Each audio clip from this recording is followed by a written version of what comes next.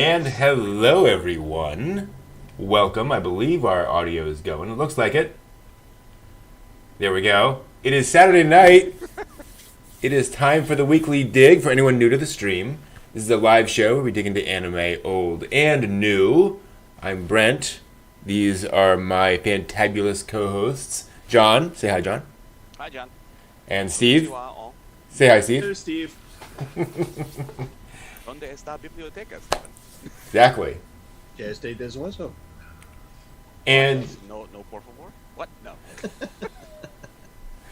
And today we have got something special for you all, because we normally analyze a movie or an OVA or TV series or something every week, but today is our Summer 21 seasonal anime preview review special, where we're going to look at 20 different anime airing this season, of which we have watched at least episode 1 of each of these. We're a couple of episodes into the season now. We're just going to start digging into each of these and just sort of give our thoughts and comments. Let me make sure I have my notes. There we go. Up on the screen for this. And let's get started. We're going to go alphabetical as usual. And we're going to start with the Aquatope on White Sand. So this is an anime series set in Okinawa, if I recall correctly. Yep. Set at an aquarium with Agamagama Aquarium. Agamagama Aquarium, which is it's about two girls and their sort of connection at the aquarium. Although there appears to be something a little supernatural going on. Yes. Yes.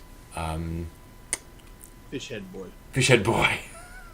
Or thing. I can't figure out if it's a boy, girl, or Yes, Fishhead. homunculus. I mean, Kami, let's be honest, probably. Yes. I mean, oh my gosh, the visuals. Yeah. It's a beautiful anime. You very much feel like you're in this sort of beach community.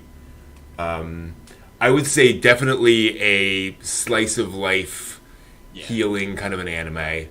Right up my alley. What did you guys think? I immediately grabbed me. As some of you know, I've become a laid back camp convert. So stuff. So so I'm trying to get into the cold. The club. We obey. No. So Must buy tent. tent, bicycle out, but moped out or whatever. Vespa. Vespa. So watching the visuals is also what grabbed me, and one of them was the swing, which I think is actually an actual picture from one of the Maldives. Oh wow! That has that swing on there, and I'm trying to figure which grouping it is, but it's like from a resort, but it's like really famous for it's like two trees on this atoll and this one little swing. But so it's like very beautiful, and then it just sort of just meanders into the story for these two girls, and it's just a nice sit back. You don't have to think. You're just kind of flow with it.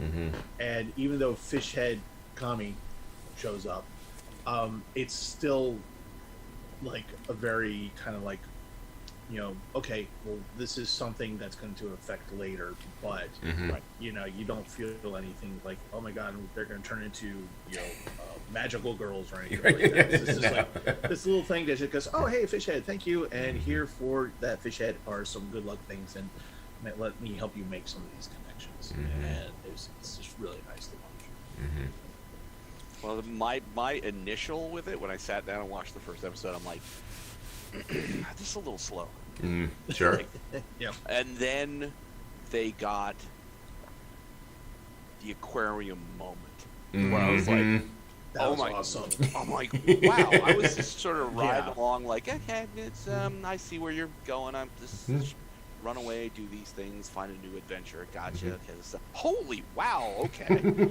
So now I'm a couple episodes into it. I'm like, okay, this is you're you're dropping in these odd little kami guy, these things that are happening in the Okinawa environment, and it's just like, you got it. This is going to be a nice ride, and it's going to be some interesting stuff. And boy, I really hope they explain the kami better. Yeah. I really hope that features in, because people are aware that something unusual is happening. Okay, cool. You know what I mean? So it's like, Agamagama is a special place. It is, as is explained in Okinawan culture, Agamagama is like this special cave that's a structure where you can encounter the gods.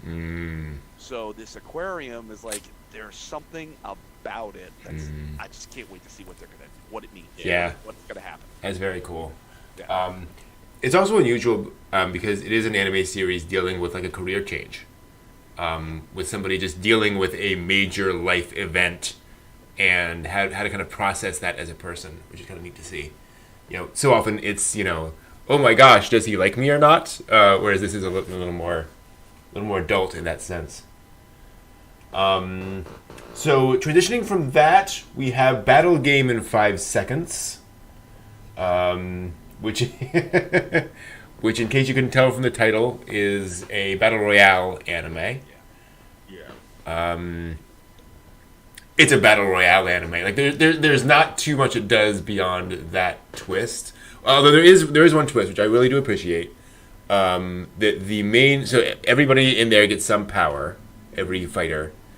The main characters, I don't know if I should spoil the main character's power, but it's a power that requires strategy. Okay, yes, that's yes. And I really like that it's not just, is it more powerful than something else? He's going to have to set things up in every episode, every fight. So I appreciated that twist at least. Otherwise, it's okay, yeah, weird secret organization, random people get, people will potentially die, all that. It was, I started watching it and I'm like going, okay, well, this is the trope. Okay, here's the loner boy who gets, light Yamaki. Who gets like 100% on his test without even trying. Instead of a Death Note, it's basically he's a gamer and he just does the gaming thing. And he goes through it, and then suddenly the game comes to him, so to speak, and they, he's recruited.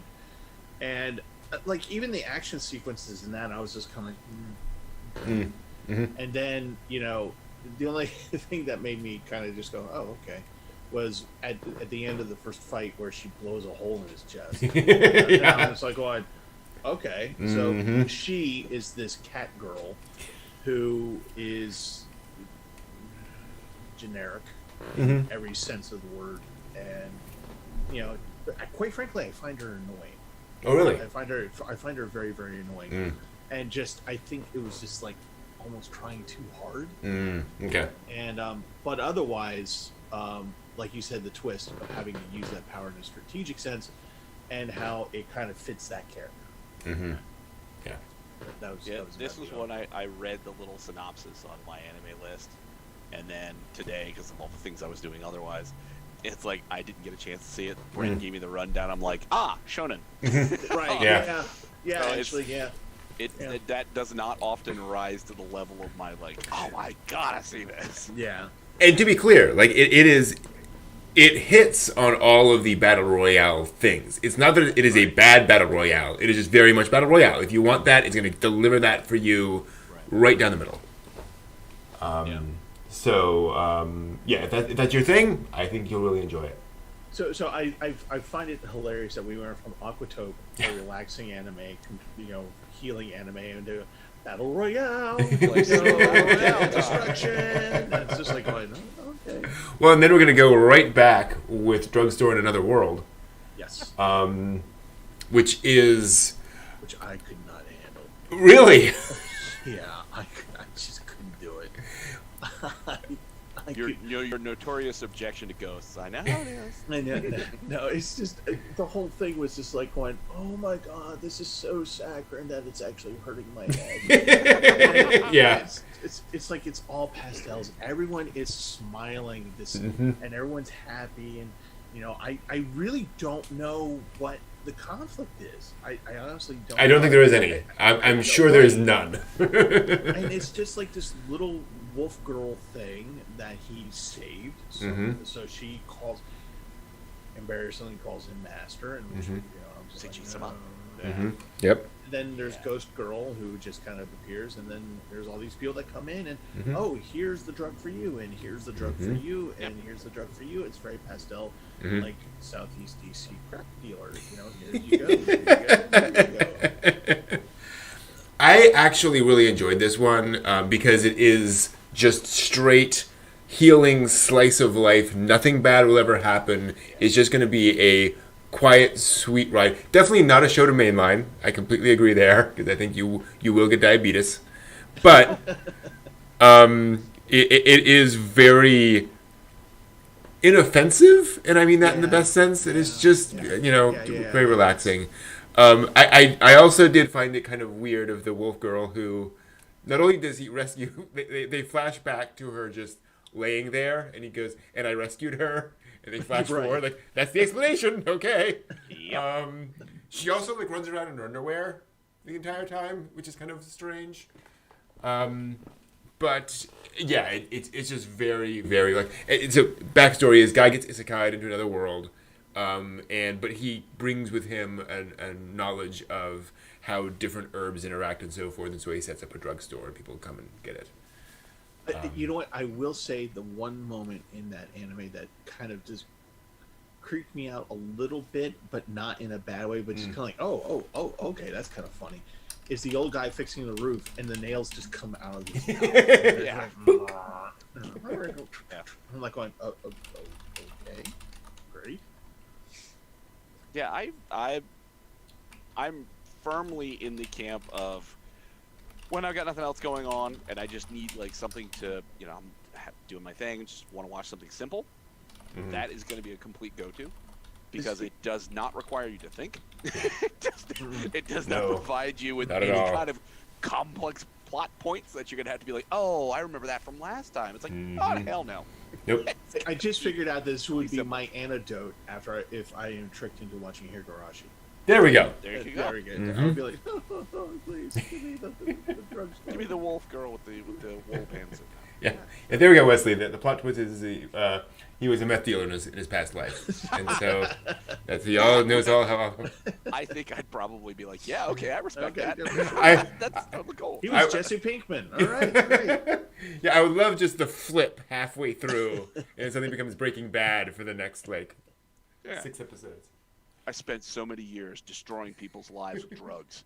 Now I save them. Oh, he's had a change of heart now that he's died and come back. Nice. His meth lab exploded, and that's what blew him into the isekai.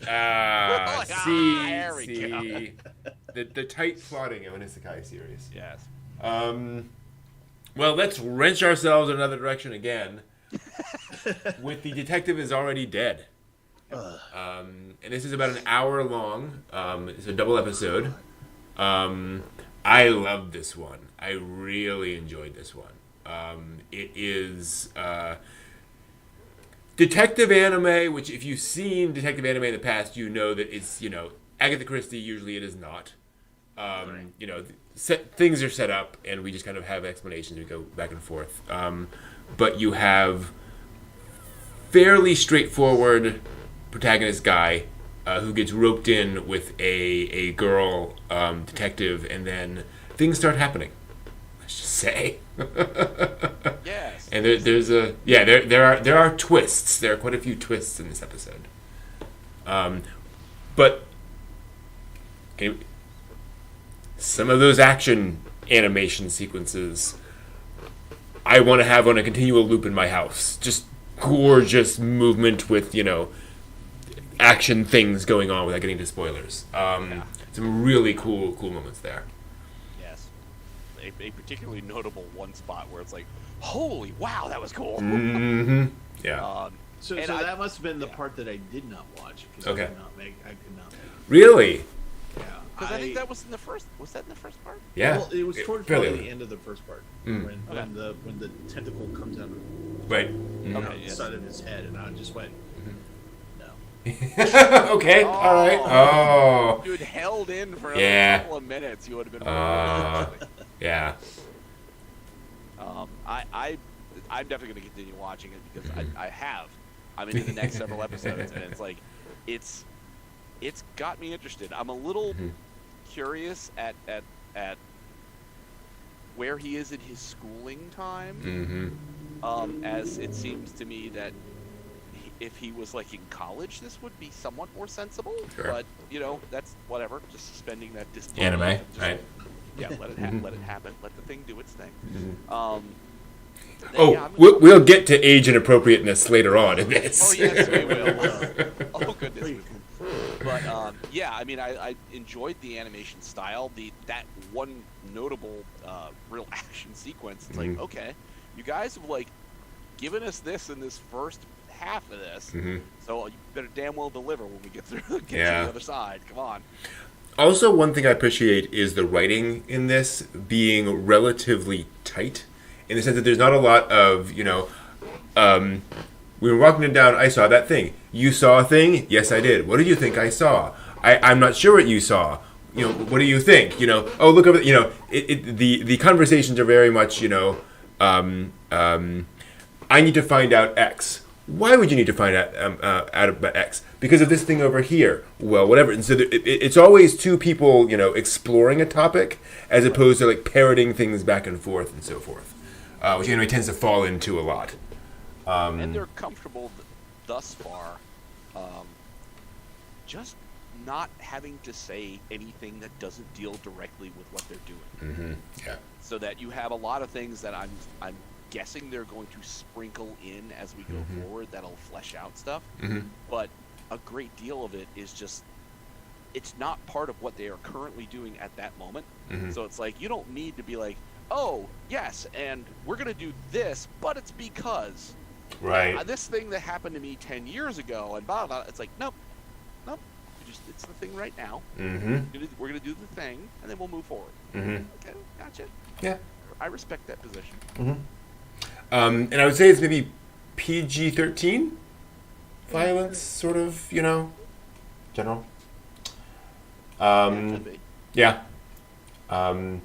So keeping and I would say definitely aimed at an older audience in general. Like it's obviously it's not like mature, but it's it's action with people talking basically. Right.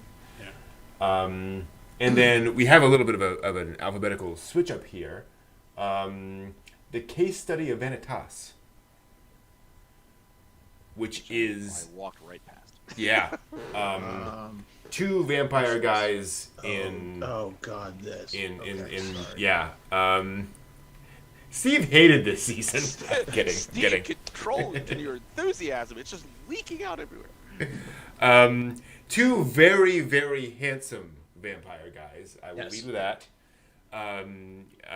Who sort of battle over a girl. Something's going on with the girl, and they fight over what's going on there. Very much. People mentioned. Oh gosh. Vampire Lestat? No. No. The anime series about all of the reincarnated authors. That's hugely popular. Is it Bungo Stray Dogs? Is that what it is? It might be.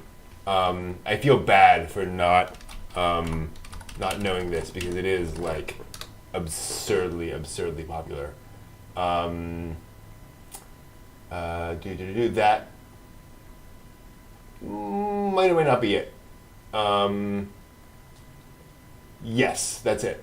Anyway, so that sort of flavor of hot young men in supernatural action sequences. Really, really cool action sequences. I would say the fight sequences in these are really well animated. And it's very clearly going to be a series about two hot guys on adventures together. Who at least one of whom happens to be a vampire. In steampunk Victorian England. Or Victorian Paris. That was the only. Actually, that was one of two good things about the anime was that the setting, like the airship. I loved the concept of the airship. Yeah. It was drawn and just the idea of it, and I really enjoyed that. And the steampunkness of it all. And you're right, the fight scenes were actually really pretty good. But then it was just like going, okay, so in this road trip comedy, this one is Jerry Lewis and this one is Martin. Yes. And I'm just like, and the whole concept is that there was one vampire with blue eyes who got a book and he's trying to destroy all the rest of the vampires, and then this book falls into the hands of a human being, and then the other vampire's there and he's looking for the book, and then they go on adventures, and then he says this thing which I'm not going to say because I don't want to spoil it for those who might enjoy this. This is very much like a interview with a vampire kind of vibe to it, which if you're into that kind of thing, go for it. But it's not yaoi, at least I don't think it is. Nope. Not yet. Not yet. But it could easily go in that direction. But yeah, there's this cryptic statement that's made at the end. It's just like, oh, okay, this is what you had to do to get people to watch. All right. Okay. Not 5 stars for me. John, what about you? I read the description of it, and I can't say as I was terribly upset that I wasn't able to see it. I don't think from both of what you're saying that necessarily it fits into what I usually watch, so I might give it a pass. Okay. I will definitely say it's the kind of thing where the personalities of both of the heroes have to click with you. And if you enjoy watching those two personalities, clash or interact or whatever, it's going to be for you. If not, it's just going to, that's a fair way to put it. That's a fair way to put it. Yeah, definitely aiming for the female viewers and some male viewers. Yes. So yeah, that is a thing. But at least cool action. Moving on to the Duke of Death and his maid.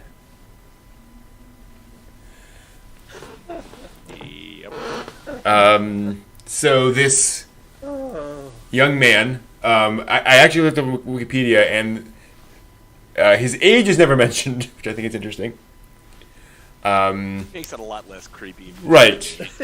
Yeah, he's just a young adult male. Yeah. He's been cursed to kill anything he touches, but he lives with a very devoted maid, a very blessed devoted maid. Yeah. Who likes to tease him a lot, and it's sort of about the wackiness ensues. Let's just say. Yes. Okay. So, the main character, the Duke, reminds me of Gogosinki from Ranma. Oh, okay. With the eyes, and I half expected the candles in his top hat. Whatever. And of course, now the thing about this is that it's not just his flesh touches. He wears gloves, but so any direct contact, everything dies. And so of course he's cursed and he doesn't know why, and his family's abandoned him, his friends have abandoned him. One guy who comes back and says he's his friend, turns out to be a real jerk. But throughout this. Boy, do you have to leave age out of this. Throughout this, the maid is just, oh my goodness, she is just giving him such a hard time, teasing him. A very hard time. Yes. Yeah. And such, I don't even, just teasing him not in the way of, calling him names, but teasing him as in, let's get a teasing him. Yeah.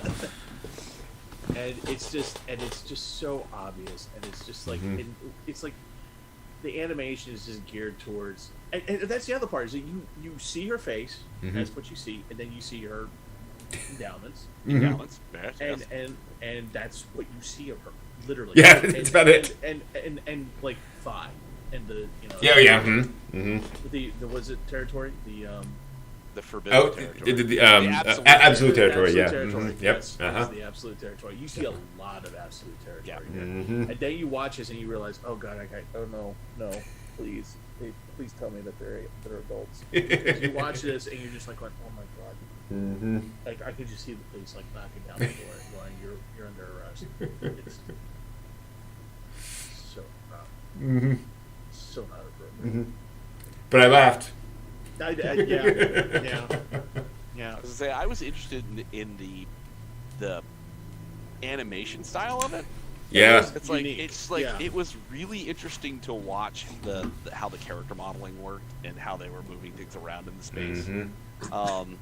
Oops, sorry. Several things moving around. Yeah. Vast tracts of land. Exactly.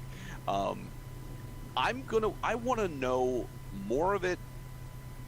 The storyline of it, like this was fun enough to get the eye candy that was involved in it, to get you through the doorway to be like, okay, what's going on?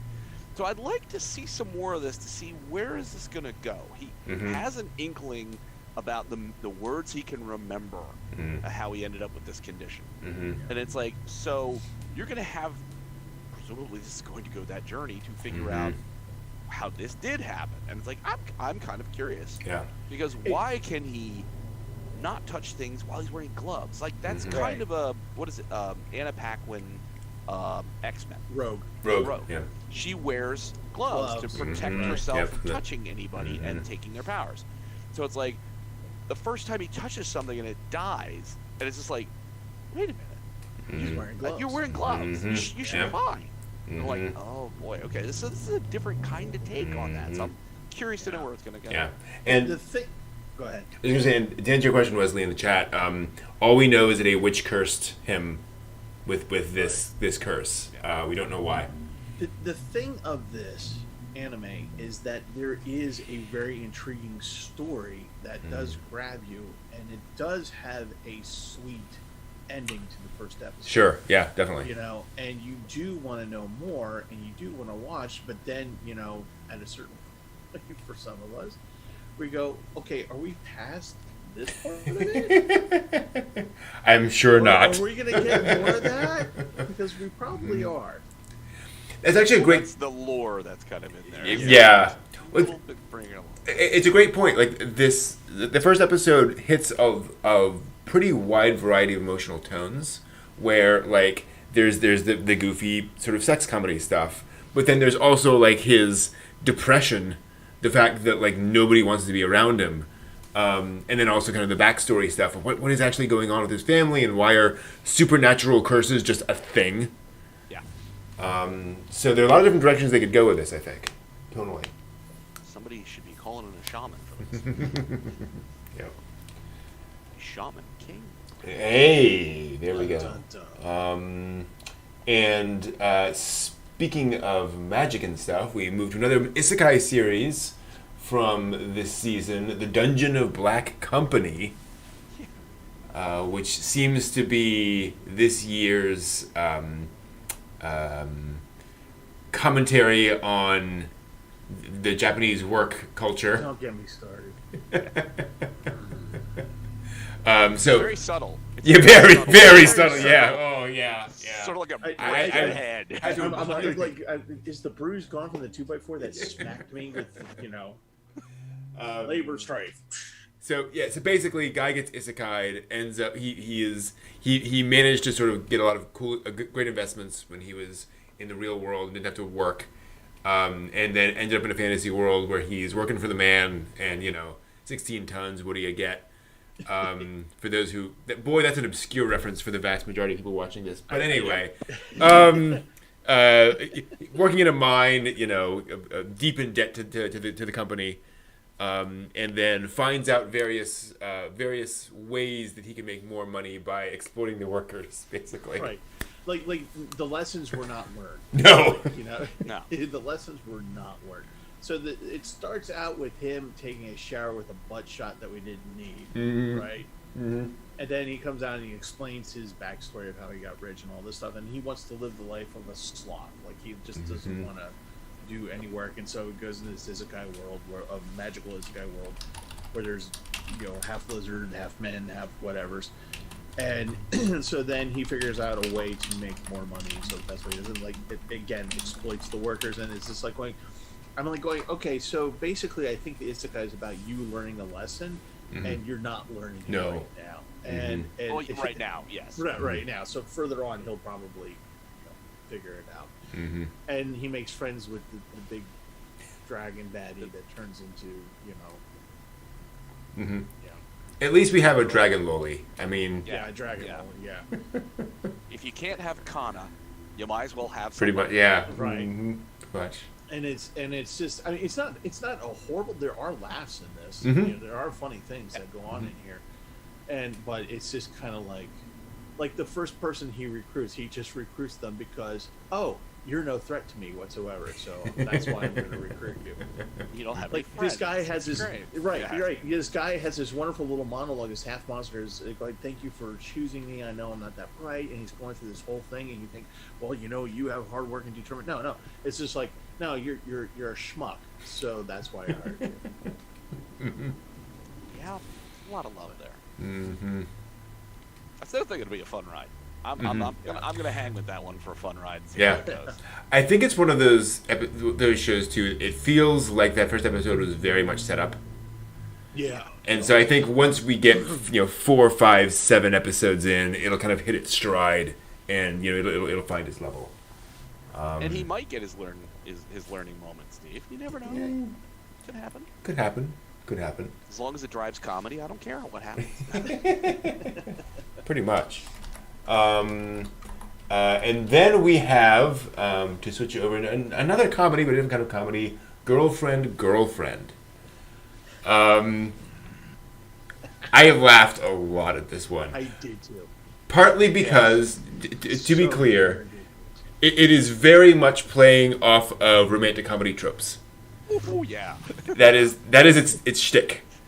It is two by four slapping. Yeah. This stuff is so hard. Yeah. So very determined guy. Very serious in the sense that if he wants something, he's gonna go after it. And so he has the childhood friend who he's been asking out every week for the past 6 years, something like that. It's been basically forever in their lives. And she's sort of a tsundere. She accepts his invitation, and then shortly thereafter, another girl confesses to him, and she's the Yamato Nadeshiko, right? She's the dutiful wife type. Makes him meals, does all these things. Spends $500 on all the ingredients to make his bento, so he only has the best. And so he is so overwhelmed by her devotion. But, he wants to do right by... He can't just break up with his current girlfriend, so he makes the logical decision, the logical choice, to go out with both of them. Exactly. Actually, at this point, it's polyamorous.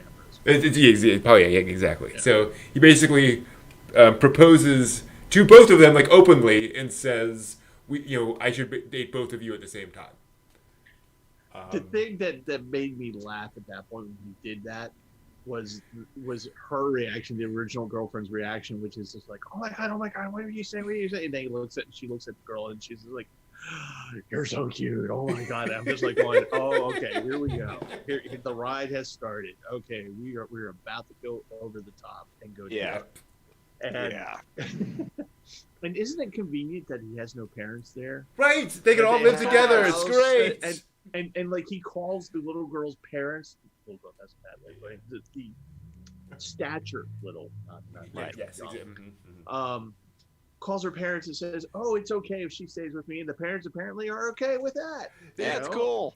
They even show a screenshot of his phone laying there, and he says, "I want to," and the response is something like, "Sounds great to me," check mark. It's all right. Well, they're really doing the harem thing in a way that's God. Yes, you guys have done this to the ridiculous degree that it is. It is harem anime on feminines. I mean, Yeah, I mean, it's his character at first. I'm like, wow, he's an absolute idiot. Yeah. But he's very dedicated. And then when the second girl comes along and he's like, yeah, let's go talk to another girlfriend. I want to go out with you too. I'm like, okay. that just went a direction I really wasn't expecting. Like, this will be okay. Like, looking at the cover art for the thing, I'm like, this is going to, like, I'm sticking in for this. I want to see what kind of train wreck this is going to become. I was just going to say, this is a train. This is the Randy Rhoads death of a plane and a train and a bus. This is all three coming together at the same time. And to give you an idea, this is going to Hindenburg quick. Here we go. It is so. But the lovely thing about this anime is that it is so over the top. You're not going to take any of this seriously, and you're going to just laugh. This is just good for a good laugh. Yeah, it is a situation romantic comedy, right? Yeah. Where it's like, here's a ridiculous thing, we're going to put the characters into it, but do not take it seriously at all. Yeah. And to give you an idea of the overall tone, we get to see both of the girls in the bath by the end of the episode. Take that as you will. Shifting over to a show that is still a harem, but definitely a different kind of harem, was How a Realist Hero Rebuilt the Kingdom. Another isekai anime, but more in... it's actually kind of funny how we talked about how isekai is sort of evolving over time to be more sort of concept-driven. Mm-hmm. It's not just, you're in a new world, have fun. And this is where the main character gets transported to a kingdom that's sort of in shambles, and they propose something to him, and he's like, no, let's just fix your kingdom. Let's just figure out how to fix your economy and make sure the politics are all working and all this kind of stuff. And he starts digging into all of that and what their finances are like and how to improve relations with the other kingdoms and so forth. And then, of course, girls start showing up. Exactly. But looking very suspiciously like from Gundam Wing. Oh, yes. Yeah. That is very true. Also, the girl from Amagi Brilliant Park. Right. That was I thought. Amagi Brilliant Park right there. And it's weird because on the one hand, like, visually, it's very much isekai series. Character designs, artistically, all that kind of stuff. Budget, it's hard to say because, like, there's no action in the first episode. It's really just dialogue. Fine. Lip flap. Yeah. Completely workable. But the concept is fresh enough, and kind of his approach to things is fresh enough that I stayed intrigued. When it came on and I read the little thing, John was like, I was just like, do I pass or not? Because I'm like, I'm kind of isekai'd out. I gotta admit, I'm kind of isekai'd out a little bit. And so I was just like going, okay, no, I'm gonna watch everything, and I'm just gonna, plow through or try to plow through. And so I started watching it, and it was different enough for me that it was very much enjoyable. Talking about it, it really is not the first episode. Really, if you're looking for action, it's not going to happen. Yeah. There's some talk about wars and how things are happening and stuff like that. And the king, you want to punch in the throat just because he's just so indecisive. I don't know what they're doing. He is like the 13th, reigning monarch. So it's like, okay, yeah. And then I discovered why I enjoyed this show to a certain extent, because I was just like, oh yeah, I used to do that for theaters. Oh, yeah. So that's what I used to do, kind of a little bit. Yeah. Although it wasn't like nation building, but consulting for theaters and the nation of Stevelandia. Trains at Pachinko. But it was just really neat, and it's kind of fun how when they isekai'd him, when they brought him to the world, the book that he drops is Machiavelli. Yep. Yeah. And he draws everything from that. and the explanations he gives are reasonable to that. And it's just a neat way to introduce the series. Well, and one of the other interesting things, and I don't know how much this has evolved. Last time I checked on the scholarship of Machiavelli's The Prince, there was controversy over whether that book was meant as a form of satire. Right. So he's sort of saying, you can just, wring everything to bits, but we all know that that's a bad idea. And so my hope is, and it certainly looks like in this series, they're kind of taking that route, where he's studied all of these things about how to rule a nation, how to organize things, but he also recognizes like when things can go well or poorly. Right. Well, he was studying to be a civil servant. Like that's what he wanted to do. Local civil servant. So it wasn't like he had some magical, I did kendo in high school, so therefore I'm going to be, yeah. Well, I thought it was an interesting take from, was it several seasons ago? It's like genius children are coming to our world or something like that, where it was a bunch of like super powered genius kids. Yep. And love that show. This. They don't just show up and be like, hey, the system's kind of terrible. Let's have a revolution and we'll make our own country. Right. We'll use our advanced knowledge of stuff and build a super factory and do all this. No, he comes in and it's just like, it's kind of ridiculous how things evolve to him leading this charge into a new future. But it is so low key versus him leading the rebellion. It's like, it's like, okay, this if you're gonna like go full out crazy, this is probably the least crazy of them. Right. It's like, he's no Lelouch. He's no Lelouch. Right. Yes. I mean, and that's where kill yourself. I will be disappointed if it gets into like, we need to really do something about our stock exchange. So this is what I propose for a stock plan, We're going to need to found an SEC. I'm like, I hope it doesn't go there.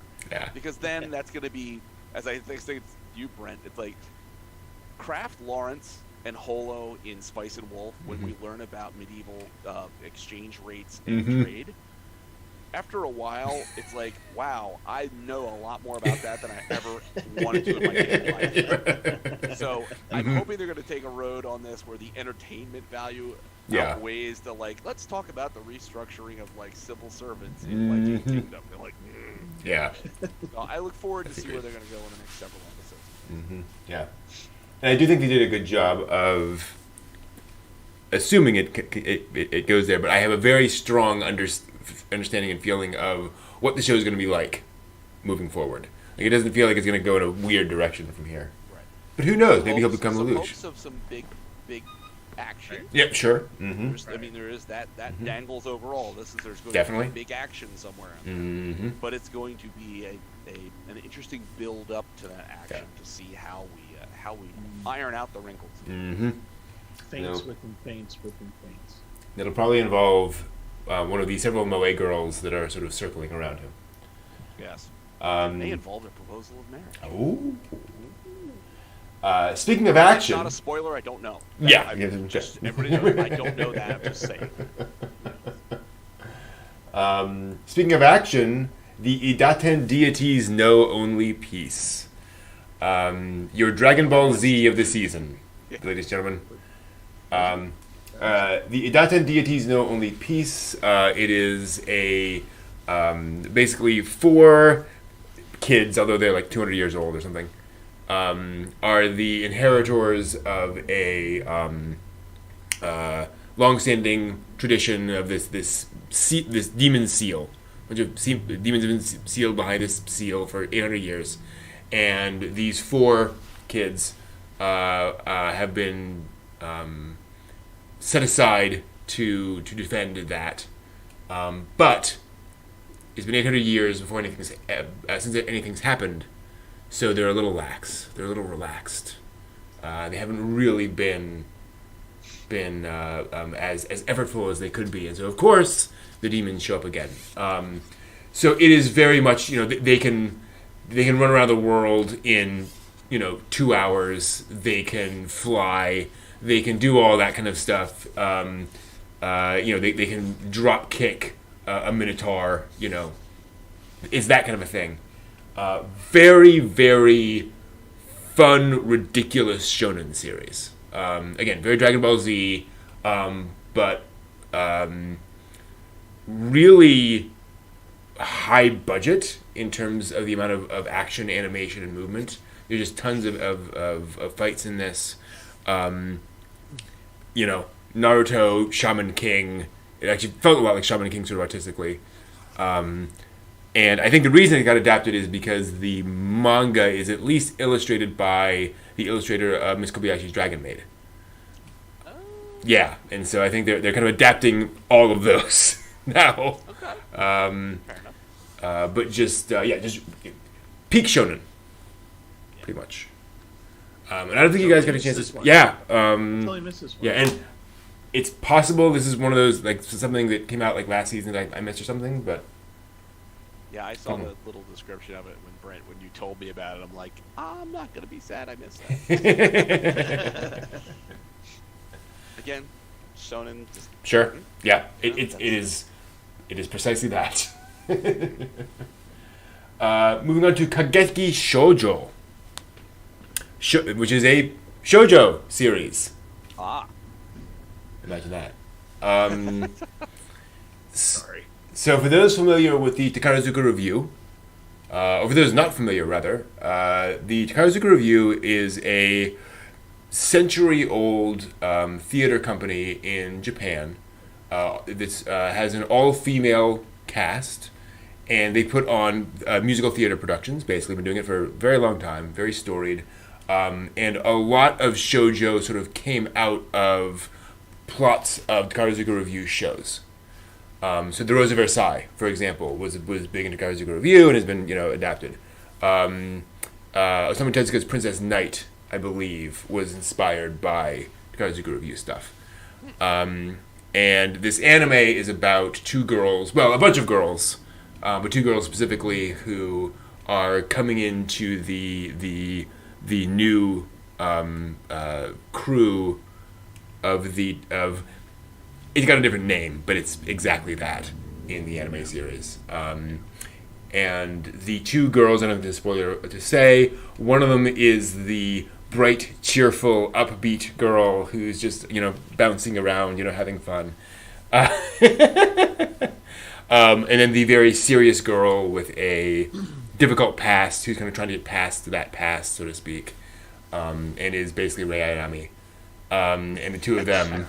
and guess who are roommates together? Right, that kind of thing. Oh no! What a plot twist! Yeah. Wow. Mm-hmm. I tried hard to like it. I did, because there were certain elements in this that, as you guys know, some of you guys know, having worked in theater and opera, So I was just like, well, okay, this is not exactly my thing, but. Mm-hmm. I'll give it a try and go. And I just wanted it to be so badly something. And this is one of those things where it's me, not you. Sure. Mm-hmm. Meaning the collective you. Right. It's me. It's just not my thing. Mm-hmm. And it's just, that's why I couldn't grab into it and just be like, okay. Mm-hmm. And the cute little bubbly girl from China. And, I wanted to reach to the screen and growl her because it was just so annoying. And the girl who has the problem with the singing, she has a lovely voice apparently, but for some reason she can't do it when she's supposed to. Mm-hmm. And with this story, like you said, this storied school, so the concept is very interesting, and and it's definitely it's a shoujo, so it's definitely for you shoujo. This is good for you. Mm-hmm. This is, seriously, just go ahead and watch it. Yeah. Enjoy it. Yeah. But if you're not shoujo like me, or not as into shoujo, then it's going to be hard. Yeah. If the Daten Deities is peak shonen, this is peak shoujo. It's got all those things in there. There's a little hint of Yuri in there, possibly. Bit, yeah. So yeah, I saw the write up of it, and I missed it today. Mm-hmm. But the write up of it didn't spark my interest particularly. Mhm. So I was Yeah. like, okay, that's that might be if we go through this discussion and it's like, Mhm. oh my gosh, this is a super crazy, Yeah. it's awesome, you need to do this thing. Then I'd be like, okay, then I'd go back. It might also end up, so if you're into shoujo and sports anime, there's a bit of a crossover sense there because they're they're learning this particular theatrical style, right? Where it's not just ballet or singing or whatever; it's all these different parts. So that could be they could delve into more of that in the anime too. Watashi no Kramer for Yeah. the theater. There we go. Or yeah. So we promised we'd talk about it. We're going to talk about it now. The Mother of Goddess Dormitory. Oh goodness. Yeah. This is 12-year-old boy. Let's just say down on his luck, having a rough time of his life, and so he ends up getting rescued off the streets by a beautiful young woman whose panties he can see, and then brought to a dormitory for goddesses. I'm sorry, for goddesses, who are all happen to be college-age girls. And because he is good at cooking and cleaning and such, he becomes their dorm mother, which is great because they like, one of them likes to not wear clothes.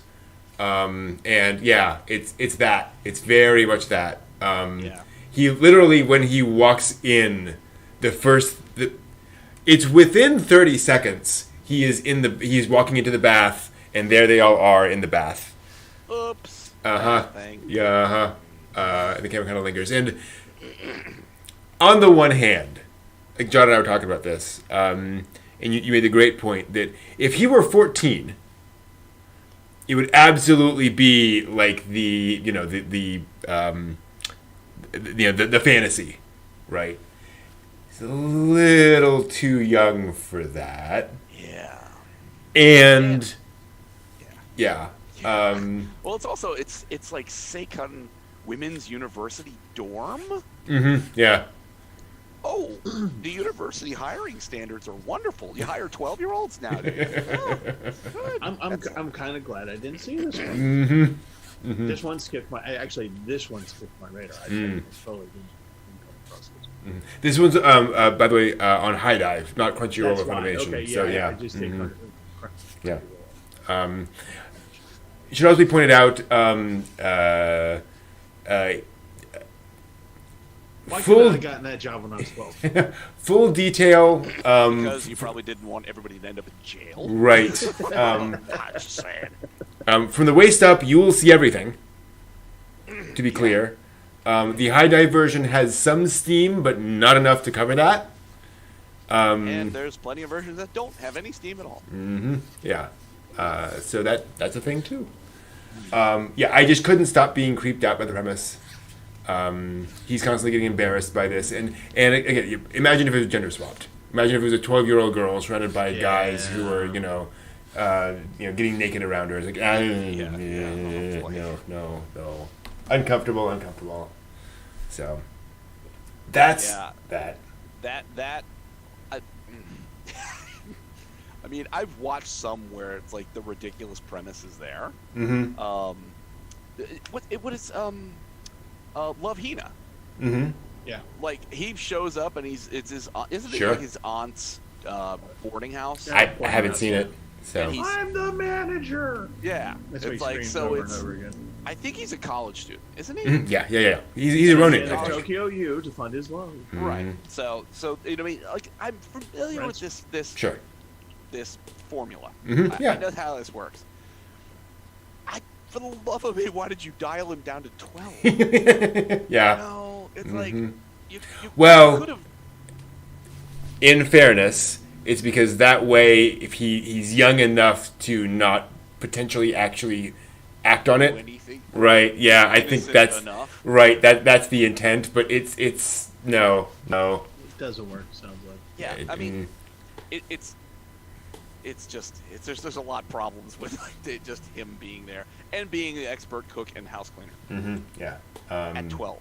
Yeah. You know, it's like yeah. there's not What any. kind of- Which, granted, you know, there are plenty of 12-year-olds out there who do a lot of chores and can do all that stuff. Yeah. But it's putting him to work Right. doing that. It's like, And it's like we have no backstory. We have nobody being concerned for a poor wandering lost child. They don't have child protective services apparently in that city. Yeah. So you just randomly take in. young He was kids. able to escape from his uncle's little hidden dungeon. That's what happened. And so now he'll be with the he's 5, and it'll all work out in the end. Like, wow. Yeah. Yeah. It's a thing. It's a thing. Speaking of buxom ladies, let's talk about Peach Boy Riverside, which is almost the Goblin Slayer of this season in terms of the dark twists and turns. Yeah. Violence more than anything else. Yeah. So fantasy adventure story, very much so, with a very odd art style. Yes. Like most of the characters have a very normal anime art style, but then there's one character that is not. Yeah. Gotta get used to that one. And I don't know. Then, yeah, bad things happen to people later on in that episode. And then they reveal a few more fantastical things. Again, high budget animation, definitely an action animation thing. The typical people can jump 30 feet from a standstill and then do a roundhouse kick kind of thing. I have a tough time understanding what this show is. It's anime. Yes, it is. Literally, that's what you have. Sorry, to it's accept. anime. Yeah. I mean, that answers all the questions. I mean, Mhm. literally. A former princess who's no longer a princess, who's on a quest, Maybe. Quest. maybe, Yeah. comes across a Help her rabbit friend. in a fuku. Oddly enough, I mean, okay, and she feeds the little rabbit thing, and the rabbit thing becomes her protector and does the, whatever, and then there's this whole racism thing that goes on, and of course, at the end, there's a huge fight scene, decent budget, and it's kind of interesting, but, and then right in the middle of all of that is the scene in the marketplace, and suddenly there's a 3-second octopus tentacle rape scene, and it's just like, and just like here it is, and then there it goes. Yeah. It's like I did get some information from this because we had someone during our watch party talk about this. He actually went back and read the manga of this, and it turns out the anime starts like way into the storyline. And that was a thing that had happened already in the story that she was remembering happened to her. right. Which does not make sense when you're watching it. It is not at all clear. Yeah. They're trying to cover a lot of territory. Yes, they are. Which I mean, I liked having seen the Momotaro Peach Boy Right. thing. I was when this came up and I read the synopsis and I was watching the episode. I'm like, okay, that's I can kind of get on board with this. It's got a little more shonen-y than I usually watch, but it's like I can kind of get on board because I want to know, why couldn't you have had Momotaro multiple times? You know what I mean? Why couldn't you have had a god setting a peach in the river and just doing this to basically see what happens? Yeah. Like seeding the world in a way to see what the end result would be. Not out of any terrible intent, but you're a kami. Maybe you're bored. You've got things that are just been going on for eons, so you do something to liven things up a little. It's like that's what I'm curious to see is like, where are they going to go with why is she a peach girl? It's like, how does this all come about? So I'm curious to see. Yeah. Definitely a surprise. Yeah. For me this season. And I'm waiting for her companion friend to like have the crazy morph power where she turns into a bunny girl. Yep. Yeah. And not just being a bunny girl. Yeah. Nah. It'll make sense when you watch it. Yeah. Trust me. Yeah. Let's switch over to a show that I really enjoyed. To my surprise, Remake Your Life, or Remake, Yes. yeah, which I think I mistyped here. Not Remake Our Life, Remake Your Life, isn't it? I did. Yes, that is. Oh yeah, I really like that one. That was a gem for me. Yeah, it is Remake Our Life. So odd concept. But Bogatachi no remake. Yeah. Young man wanted to get into video games, got into video games out of college. He had basically two job offers, one from sort of a more creative arts university, one from more of a digital technology, if you will, sort of a degree. He went that one path, worked for a game company, put his life and heart and soul into it, and then it just all fell apart, basically, through circumstances beyond his control. And so now he's, I think, 31, 29, 31, something like that, and he's just really feeling depressed that it just didn't work out. I think he's 26. 26? 26. 26, And the same okay. thing, and the same thing happens to him twice. Right, right. He works Yeah. for two tech companies. Yep, yeah. Good call. Thank you. Yeah. Yeah, that's right, because he's frustrated about that. He meets the woman, and then it happens to him again. Right. Yeah, he could have had one career path to be boring, or he could have had the career path of being artsy. And he chose the boring because he thought it was safe. And then he ended up in that things going wrong in the tech company. So, yeah. And I'm not spoiling what he was studying. yeah, exactly. And then, and again, this is all sort of in the summary on Mal. He wakes up 10 years earlier, in his, at that point where he could have chosen the other path with the full knowledge of how poorly it went that way, and decided to take the other path. Right. And explore how else it could have gone. This is. I really want to watch more of this. This when because they did such a great job of describing how badly the one path went. Yeah. Yeah. And and one of the things that was interesting to me was like the first job that things that didn't work out for him. He's just kind of like, okay, I was there and I did these things, but it just didn't work out. And so this game is going out, and I was a part of that. It's nice, but I don't have a job there anymore. And so he's upset because he's having to go back home, and he's looking for another job, and he finds another job at another game tech company, and he's working for this woman, the woman that I'm sure we're going to see later, and and he does, and again he's just like, okay, this is what I did wrong, what I think I did wrong at this one job, and this is what I'm going to do right, and he just works through Pours his soul. And like he becomes like the whole thing, and people are appreciative of what he's doing. He's working really hard, and he knows that he's putting in hours he's not getting paid for, but he's okay with that. He's got a little bit of respect. He's got responsibilities, and things are kind of clicking for him, and he's doing what he knows how to do. He's not the guy from Dungeon of Black Company. Right. And total opposite. Yeah. And, I was thinking he could have gone that path. Yeah. Started investing in things 10 years ago. Right. And then again, through circumstances out of his control, things nosedive, and he goes back, and then that's when the magical thing happens. And one of the reasons why I really like this show was, again, it mirrors my own life, because when you work in nonprofit theater, those are the things that happen. And so, one of the things that, you can put as much effort as you can into that, and sometimes things just don't work out. And, you're just like, oh.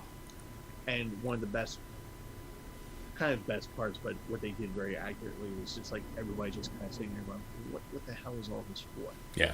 That kind of thing. And then compounded with, when you're then in charge of the project, and then having your superiors come to you and go, oh yeah, guess what? We're not doing this anymore, so you have to fire your entire staff. It sucks on so many levels. And so they're accurately doing that. So I was appropriately depressed by the time that the magic moment came, and I was just like, and I'm like going, maybe if I go to sleep tonight, maybe I'll. And it was very, very good, and it's very, very promising. And in fairness, I do think one of the reasons it appealed to us is because it's about the working world and about how the working world is I don't want to say it's not fair. I don't think that's kind of the point it's making. But the fact that things happen outside of your control because this is a company making, 18 different games and, all different priorities going on, and this person likes this, and this works out, that doesn't work out. And so things can just not work out, not because somebody is trying to destroy your career, but, things just don't work out. Business is business. Mm-hmm. Yeah. Right. I'm now 3 episodes into it and thoroughly enjoying it. Great. As I had said to you, Brent, my innate curiosity has me wondering, how did you get there? Mm-hmm. What was the thing that happened? But you know what? That's not distracting me so much from the story that I'm like, I just can't focus. I don't know what's going on. No, I'm hopeful that they'll maybe address that, but it's really it's I guess it's the nature of the isekai thing now, is the fact that you could just do the isekai and then go on with the story. Mm-hmm. Right. It's like, I don't need to talk to you about the mechanics, the summoning process. You have to sacrifice somebody and you have to be in a certain alignment of the planet. No, it's just like, and isekai, now here we going with the story. Yep. That's different. How would you say the tone is? Because I've only seen episode 1. How would you say the tone is of the episodes beyond episode 1? Does it have that hopefulness for your new career tone to it? It takes without like wrecking it for anybody. Sure. It takes a really good tact where he doesn't. You could very easily have a situation where it's like, I know everything that's going to happen, so this is what we're going to do, and control everything that's happening. No, he legit embraces the choice that he's made now that he's had the second chance, and he is applying that earnest work ethic towards this thing to be successful at it, but also to learn all the things that he feels like are critical points. Okay, interesting. That will underpin his success and subsequently underpin the success of others in the program with him. So it's like all that you saw when he's like, "Hey, can you help me with this problem with the game?" And he was jumping around the game office trying to meet everybody to everybody. He's learned to like pull that more tightly together so he's not strung out. Yeah. But still that same idea. It's like, I have things that I have to improve. I have things that I have to change. And I have to do that in a way that is progression that we all will progress. Yeah. Interesting. Like, yeah, it's nice. There's a conversation in the chat I want to kind of pull into this and ask you, John. Do you think a high schooler would find this anime compelling?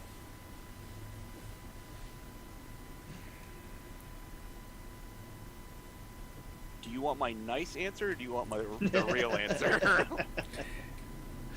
The real answer. The nice answer would be, of course, naturally. This is entirely, people buy into this. No, this is squarely a shotgun chest to all us. Okay.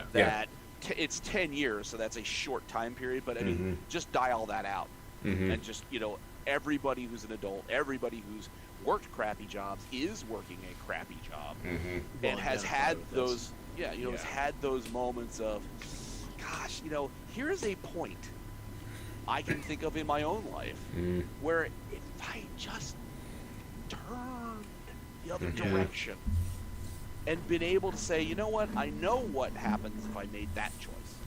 So now let me embrace the other choice, be open to it, and then see how things unfold. Yeah. And it's like, I think that's squarely what it runs to. It's a high school kid. It's a neat that you could be like, wow, I hope I don't make choices like that. But they're at that moment. You know what I mean? Where it's like, do I go to university, or do I want to weld? Do I want to be in theater? Do I want to do these things? They're at that critical juncture. Might this give you a little primer to be like, well, if you do like a boring degree and then try and segue into something else, it might not work now. It's nothing but adult all the way back. I wish I had not done that choice.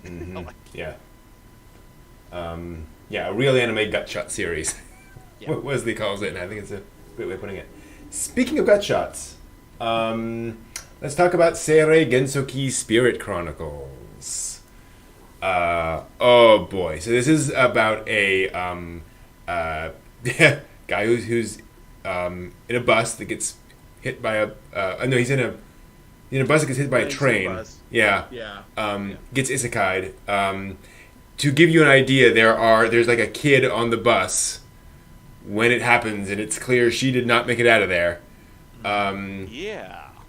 He ends up See a little isekai'd. beret. Yeah, and he ends up isekai'd, but he is clearly like there is a 10-year-old-ish boy in that new world that he kind of gets downloaded into, who already has like a past and so forth.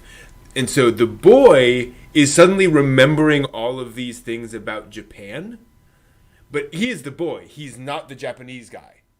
So he's starting to get some of that information in, but he is living this life as this kid in the slums, living with a bunch of thieves, I guess. Yeah. Who had kidnapped the princess. Yes. Sort of like thief mercenary. Yeah. Kind of scoundrels and rogues. Very much. Yes, exactly. Who don't last long. No, they do not. And I'm not going to comment on that. That's a spoiler. I'm not commenting. It could be, okay, anyway. Exactly. All right. Moving on. Past 10. Moving on. And so, yeah, he's in a very rough spot. These are not nice people. And an investigation is going on for this lost princess. He sort of gets wrapped up in all of that. And then he ends up getting pulled back to the castle to investigate, whereupon bad things happen to him again. Oh, yeah. Boy. Yeah. Kids and animals. I'm not comfortable typically with kids and animals in rough situations. I was close to going done and just moving on from that. Yeah. But it's relatively brief. And then it turns into A thing. fantasy isekai anime thing. Yeah. A thing. It turns into an isekai. I mean. Yeah, command pretty much. What's one of the interesting things about it is, I mean, very much. I don't want to say realistic, but more like, here are the peasants and here is the king, and they have very different experiences, Yeah. Yeah. And obviously there's magic and there's cute girls and all that kind of stuff. But also the fact Never have enough of that. Exactly. But the magic also seems to have something involved with his isekai thing. And one of the things I thought was really clever is that this may be a spoiler. I'm going to tell you anyway. In the Japanese or in Japan, he was a martial artist, judo, I think. It says it's. Yeah. I think there is something to that. Yeah, and you see him in a dojo doing stuff. Yeah. And so when the kid activates his magic powers, he basically gets judo abilities. So he's channeling the Japanese. Yeah, exactly. I can do it. So he's channeling that side of himself when the magic is activating, and I really like that twist on this. Jay's absolutely right. This is an isekai from I think 2006. So it's been some time. It's been some time. That was pretty early in the isekai genre. It's when it was really forming up. So we're getting an early take on the isekai thing, which I found to be really interesting. Okay, so like I said, I'm kind of a isekai guy. Fair. So I went through this and I was like, okay, it's your isekai. I mean, that's what it is. But the difference is that it starts off really dark. Yeah. Yeah. And you're just like a dude's riding on the bus and you see the little girl smiles at him, then suddenly, and then you see the girl's hooray, and you're like, oh, okay, everyone's dead. Mm-hmm. So this is in order to get isekai. I think now it makes sense that it's 2006 because I think back then, in order to isekai, you had to be dead, Right. Yeah. to transform. And you're right in that it was a little bit more realistic in that he doesn't inhabit a body with all of his memories and skill sets and abilities. It's into a whole nother person, and it's very partial, and it's in slums, and like they're like people are coming up to him going, "Oh, you kind of smell," and not in a joking kind of, "Oh, you smell." It's more like, "Oh God, you please stay over there. You reek. You're a poor little urchin." Yeah. Here's some breadcrumbs, and then there's the scene where I'm just gonna go ahead and say it, they beat the crap out. Yeah. I mean, they and it's not like the fight scene. He's strung up and torture him. It's torture. Yeah. And and I'm just like going. Blood spatters. Yeah. Yes, it does. Yeah. Which and the Brent, tools I was right there with you. I'm just like, whoa, okay, wow. And when they show the little thing that he uses, it's studded, and I'm just like going, oh, F no. Oh, there we go. It'd be something they would have used in your favorite show, Cestus. Yes, exactly. Actually, this is true. It's my favorite show, but yeah. Oh, I thought you were admitting it finally. It's my best thing ever. No. I will say this is a world with healing magic. Yeah. So they are at least able to resolve that quickly. It's not like he has, broken ribs for the next 6 months. He does have broken ribs. He's got some psychological. Yeah. Not gonna get healed by ribs not broken. No. When you told me it was the 2006, that oddly enough made some more sense than what I was seeing. Yeah. Because I'm like, wow, okay, there are some shows that have done the sort of you inhabit a pre-existing person and you can tap into their memories. Yeah. And it's like, the character goes, Bookworm. What is wrong? Yeah, Bookworm. Yeah. RWBY does that. Oh, okay. You've got characters in there where it's like, okay, they have to leave the one shell and enter the other shell, but it's not empty. It's somebody's life. Yeah. And all of a sudden, there's another person in there. So it's like I'd forgotten those kinds of ways to do the isekai that you don't necessarily just drop people out of the sky and like, hey, welcome, now you're isekai. It's like, no, there is the nuance where you can actually have the person who receives that soul, whatever it is, coping with, why do I have these memories? What's going on? How do I deal with this? I have knowledge I shouldn't have. Things are kind of weird. So getting through the moment in the interrogation chamber. Getting through that, getting to the other side of it, like, okay, I'm kind of liking this old school. I'm gonna ride this one out as well amongst all the 5,000 riding out. Yeah, it's one of the reasons I like Grimgar Fantasy and Ash, is because that is an isekai series where like Japanese teenagers are being bodily transported to this fantasy world with their minds wiped, and so it is a tragedy about how like they are now having to figure out how to live in this world, and they've left behind people and lives and all of these things that they're never going to get back. And I thought that was it's those twists in the formula, which is interesting. It's certainly for a lot of the more recent isekais, the idea of like, I'm going to fight and find a way home. And it's like, no, old school kind of stuff. Yeah, when you went somewhere, it was the end of you. Yeah, you're done with our world, and that's it. There is no returning to it. Yeah, you're not walking away from that bus. Yeah. I apologize. I completely forgot to mention D-Side Tromeri the animation. Such wonders. Such sights to behold. I did enjoy this. Suffering will be legendary. I did enjoy this from one angle, I will say. Far away? How? How? I was telling John about this.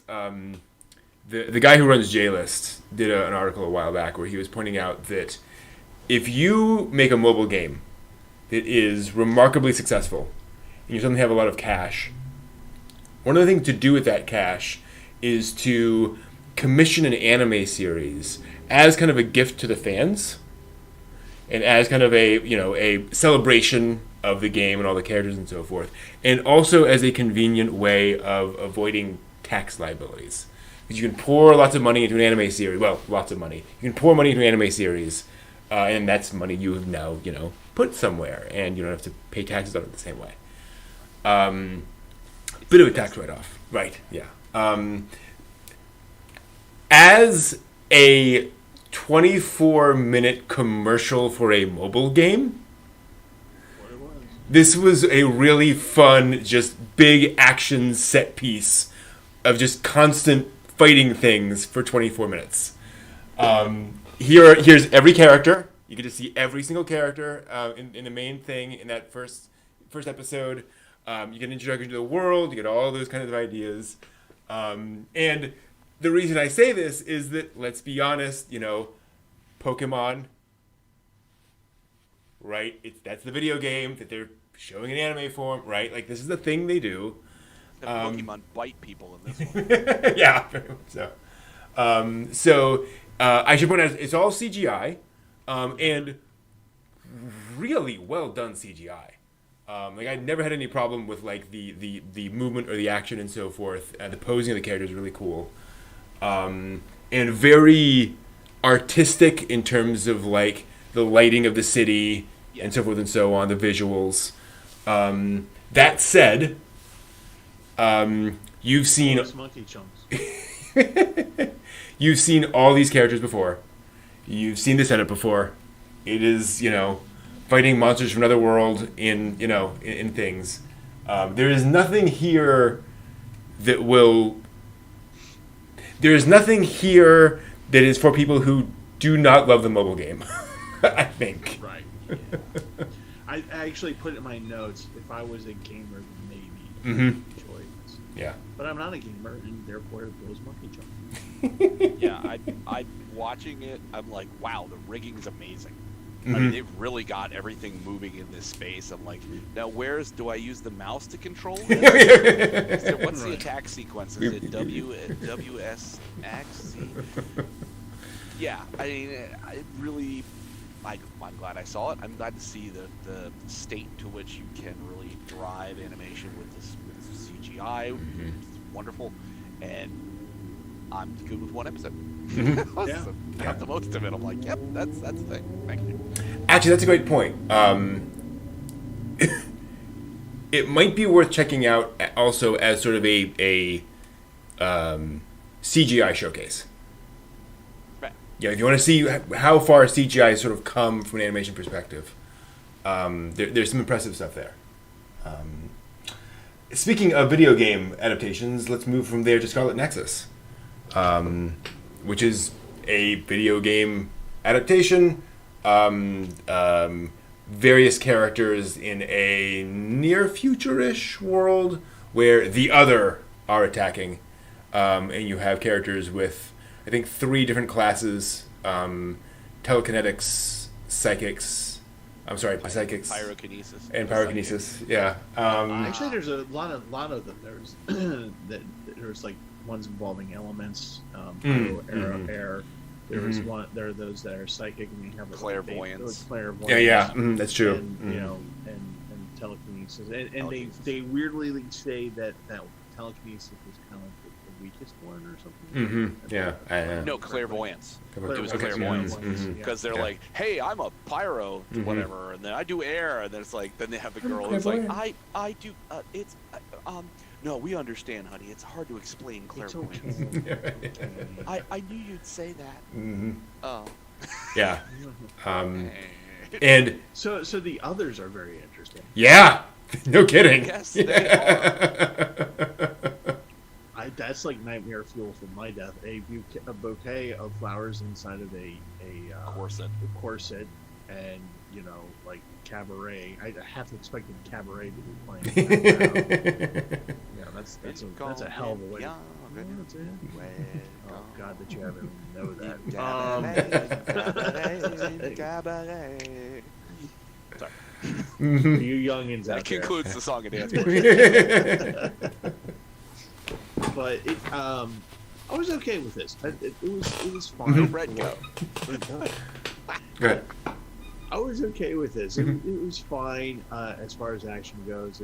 It had an interesting premise, but again, some of the tropes I'm a little tired of. Like oh, it's my older brother. Oh, I have a name in the family of what's going on around me, and I have to perform, so to speak, because my father is the head guy, and my brother's the head guy over here.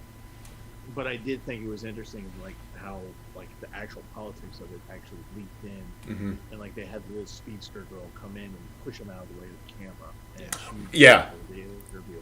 Yeah, I really like that aspect of the world that like the press just sort of swarm in via drones on these fights, and they're like, okay, cute girl, you go out there and just sort of wave at the cameras while we do all the clean up behind the scenes. Yeah. So how long do you think the best friend's gonna make it? Oh yeah, not long. Is that red shirt if I ever seen it? I don't know. Yeah, well, that was the thing too. When the scout girl comes up, she's like, "Hi, I'm such and such," and I was like, "Hey, it's dead meat." Don't bother naming these people; they'll be dead soon. Yeah. And it's hard. It does very much feel like an ad for the video game, which just came out like in June, by the way. Like this is not something that they're sleeping on. And so there's certainly budget behind it, and it feels like there's a lot of plot that they're really, planning to play out through the course of the anime series. I'm also intrigued because I'm not sure. I saw somebody playing the demo of this, of the actual video game, and I think this is a different makeup of characters than the ones you actually play. So the two main are in there, but like the other characters I think are different. So that would be cool if you're kind of getting a different mix of characters and different mix of things going back and forth in the anime series. But it is very much kind of aiming at that audience, I think, primarily. Well, I know several seasons ago, Phantasy Star Online 2. Oh, wow. Phantasy Star is a game. Yep. And they did. I thought Phantasy Star, the original anime that they had done based on that, wasn't really all that bad. And then it just kept kind of going on and on, and like the anime made less and less sense the further it went, and the more CGI kind of it got into it, and to the point where I stopped watching it, where I'm like, you're just watching the character like go on the adventure portion and fight the quest parts without your participation. And I'm like, I don't, so I'm curious to know where this potentially is going to sort of go, but not enough to actually want to watch more. Yeah. Sorry. No, I hear that. Yeah, I'm kind of in the same boat. Yeah. It's okay if I don't see things. Yeah, it was interesting, but it's really not gripping. Yeah. All right, let us then switch over to an anime that really did grip us, John and myself at least. I'm very curious to see Steve's views on Sunny Boy. Sunny Boy. This is the high school in an inky black void.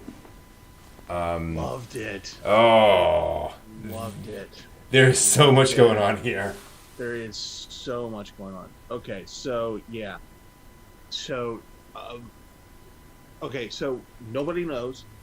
Yeah. Schools is in the void, and it's just there, and it's like 30 students, 36 students, something like that. Yeah. And some of them have powers, and the rest not.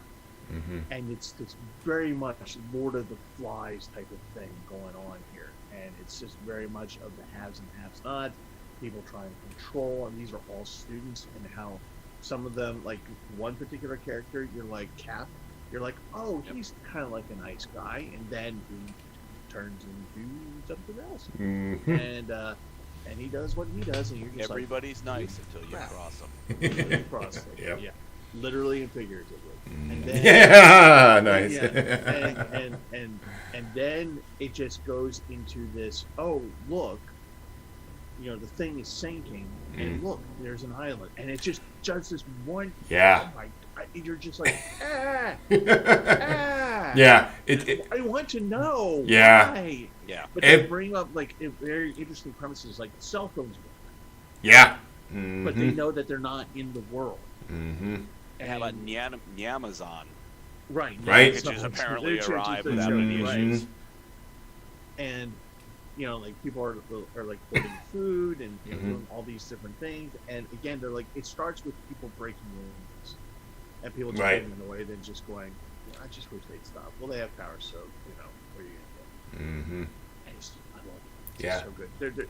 It's basically, if you want something to just jump into something and just go, I don't get it and I like it. And I mean, and that's the thing entirely. It's like, it's not giving you anything. That typical, there was an earthquake and we suddenly were here, or anything. It's like, welcome to the unknown in its entirety. Mm-hmm. Yes. You have no, preconditioning to what's going to happen. It's just suddenly. Like, Sonny Boy does not tell you a damn thing about where this thing's going. Does not give you any kind of hint. It's not Sonny Boy. The school disappeared because of a time quake and is dropped into an end dimension. It's like, nope, you have no idea. Yep. So you are forced to sit back, not knowing any of the characters, not knowing any powers, not knowing anything that's going on, and just you're forced to think actively about what's going on. Okay, Cap is, and there's the student council president. Who's that? Yep. And why are these people? If there's only 36, why does it feel like there's more people? Where is everyone? It's like it's making you work a little on it. And it's like in a good way, not in a laborious oh, you're killing me kind of way. And it's one of the things I really appreciate about the fact that they start after things have stabilized. People, food is being passed out at regular intervals. We've gotten past the what's the heck is going on phase. And so you just have to piece together what's going on. Why is that person reacting in that way?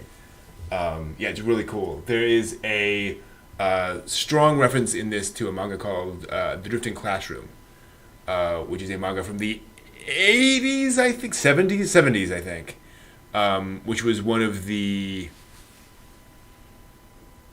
There was a movement, the Gekiga movement in manga, took a minute, which is basically to make manga more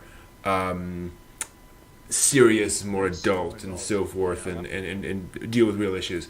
And that is about an elementary school that is suddenly teleported into this hellscape, and literally, suddenly it is in one place, suddenly it is not, and they are just physically there.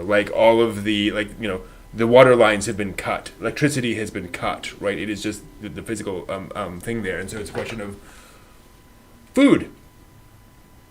Right, water, all that kind of stuff. It's very much a horror manga about that. Now, this is not an adaptation of that specifically, because this is directed and written by the same person, who has been working in anime for quite a while. Back in the 90s, has been an animator, doing a bunch of stuff, and then did, and I'm looking it up now. Because Shingo Natsume is the director, who also just happened to be a director on Space Dandy. Ooh. Yep. One Punch Man. Love that show. I'm looking back up. Boogie Pop. Boogie Pop and others. Yep. Yeah, the new Boogie Pop series. Aka 13 Territory Inspection Department, which I've heard good things about. And there was something else in here. Full Metal Alchemist Brotherhood key animation. Yeah, tons of key animation. Key animation on Gurren Lagann, Tsukihime, Mahoraba, Shakugan no Shana. Zeta Gundam. Dang, that's gotta be the Psycho. Zeta Gundam the movies, I should point out. Right, new translation to Lovers. Right, because that came out like 10 years ago. Okay. Naruto Shippuden. Nadam Kantabil, Night a Short Walk On Girl, all sorts of stuff. Yeah. And, this is an original directed and written project by that person. Really fascinating work. I can't wait to see where Sunny Boy goes. Yeah. And a nice wide cast of characters as well. Yeah. This is one of those anime where, at least in episode 1, every 5 to 7 minutes there's a moment. Yeah. You're like, okay, this is going in a different direction. Yeah, because the thing that's not said, they took a head count. They said there's 36 people. Some have superpowers, some don't. How many students are typically in a Japanese school? Mm-hmm. Where are the rest of them? Yep. Mm-hmm. This drops you in at a point where, yeah, you're right. It's settled down. Was there like, SAO kind of thing where people realize they're trapped and they're like, well, screw it. I'm just going to jump right off the cliff. And they jumped out of windows and into nothingness. Yeah, could be. I don't know. That's something that I'll be curious to see if that's something that happens. Mm-hmm. That's a horrifying thought, but yeah. okay. Yeah. It's great. It's great. Oh, yeah. Loving it. Right down our alleys. And yeah, I think we're gonna have to finish out with Tsukimichi Moonlit Fantasy, the isekai comedy, or one of the isekai comedies of this season, where a young man is isekai'd by a completely worthless goddess who kind of hates his guts, and ends up throwing him onto like the edge of the fantasy world with simply the power to read and write any language, and he's just dumped there, pretty much. Yeah, it's just. Oh boy. Poor guy. And what I like about this is that the main character has not only determination about him, but he like thinks through his problems. And he's like, okay, I can read and write, so I can go anywhere, talk to people, and like leave notes for people, right? And do that kind of stuff. So there's a lot he can do. And then of course, girls start showing up. There's clearly going to be several cute girls involved in all of this. But I just found this one to be one of those, fun, light, isekai comedy kind of stories. Yeah, and I think I'm up. I'm only on episode 1 too. Okay. I didn't get past that, but yeah, it's got me engaged enough because I want to know. He can't get any more help from any other deities, and that goddess has pretty much just written him off entirely. Yep. So it's like, okay, how is he going to use this very extremely useful? I'm not going to say it's a very useless. I'm going to say it's a very specifically useful skill. Mm-hmm. And how is he going to, really get that to do anything useful in this world? Yeah. So I look forward to how it's going to develop. Yeah. Mm-hmm. Me too. Here's what I wrote. Die. Oh, jeez, Steve. Self-aware isekai, humorous, ... but isekai. Dude is son of parents who isekai from another world. And that's it. That's all I got. Fair. Oh, wow. Very fair. I was like, isekai. Mm-hmm. Yep. That's exactly what it is. Now, did you guys actually watch Remain? No. I must have missed that one. It's the sports anime. No, it was the water polo. Yeah, it's the water polo. Oh, the water polo one. Yes. Yes, we did. I loved that. Last season, I was totally done with sports anime. I didn't like any of them, and Remain came up, and I thought that was really good and restored my faith in sports anime. Tragic story, but Yeah. But it is a good premise. If you're in a high school, and then you lose all your high school memories, and the last thing you remember is from junior high school. Mm-hmm. By the way, not an isekai or a magical thing going on here. Mm-hmm. He just was in an accident. He lost his memories. Mm-hmm. Literally. Yeah. He has to rebuild his stuff. Yeah. Yeah, that would suck. Which is a trope that has not been trotted out in at least the last 2 or 3 years.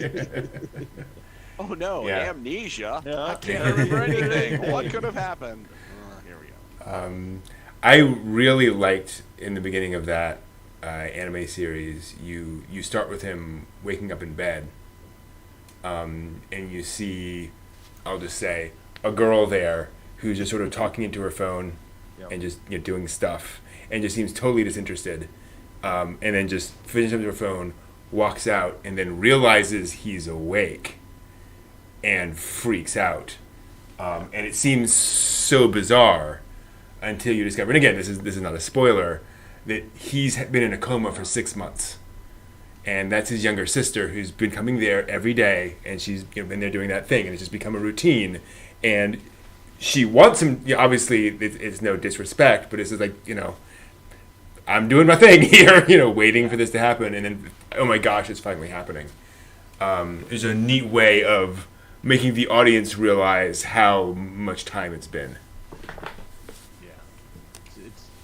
I'm interested to see more, especially how he gets back into the water polo, because he's actually not interested.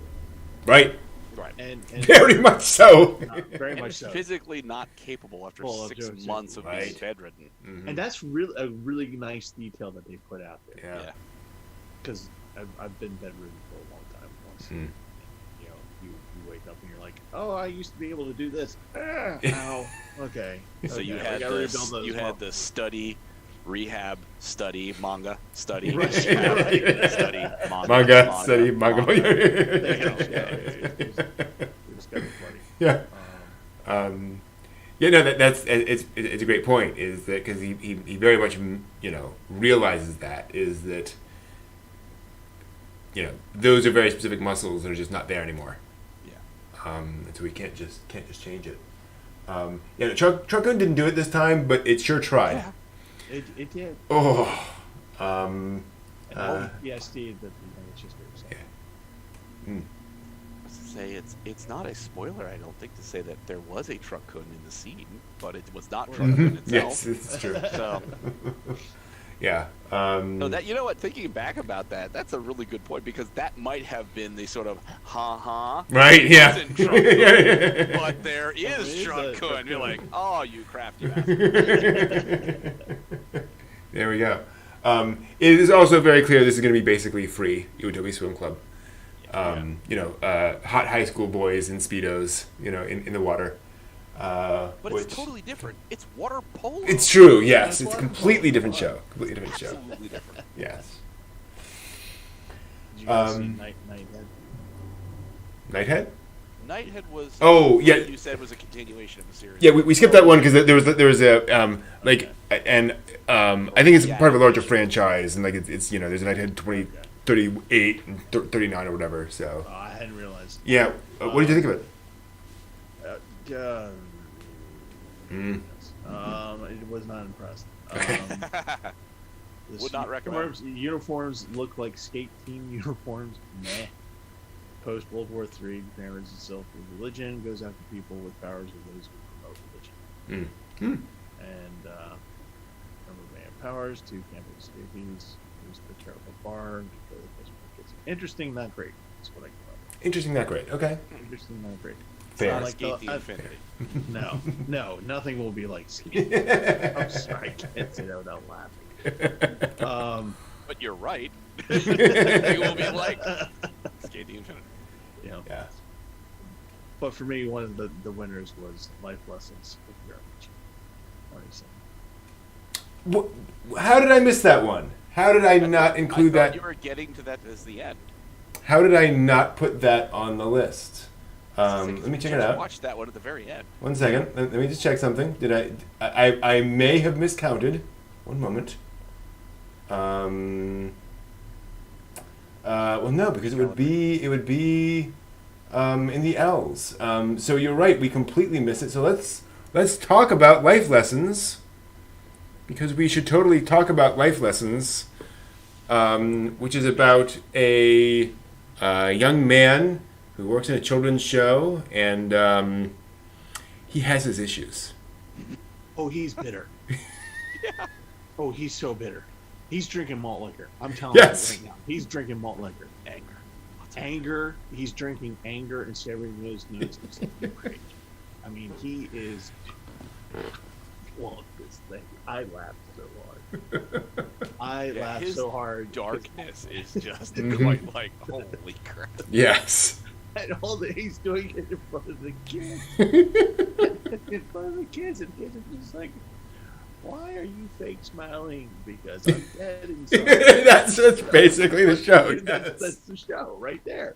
Are you talking like that because you were drinking again? That one little kid is like, wow. And then the director is like, Yeah, good. yeah, good content. Yeah. Like, wow. I remember his co-highs dressed up as the buddies. And it just abuses the hell out of them. Yes, he does. Oh my god. I remember first getting into anime. When I first got into anime, and how often there would be comedy where somebody would say something stupid, and somebody would respond by pulling a hammer out of thin air and caving their skull in, and then they'd just be walking down the road the next scene, right? And bludgeoning angel. Right. Yeah. And although with that, there's a literal time rewind where she pulls him back. There's all the Ranma stuff and all the craziness there, and it took me a while to realize that that comedy is not meant to be taken literally, right? That didn't literally happen. It's meant to represent this over the top reaction to that, and that's very much the spirit of this series. Is he's saying things he's saying things to these kids, and obviously you couldn't get away with that in real life.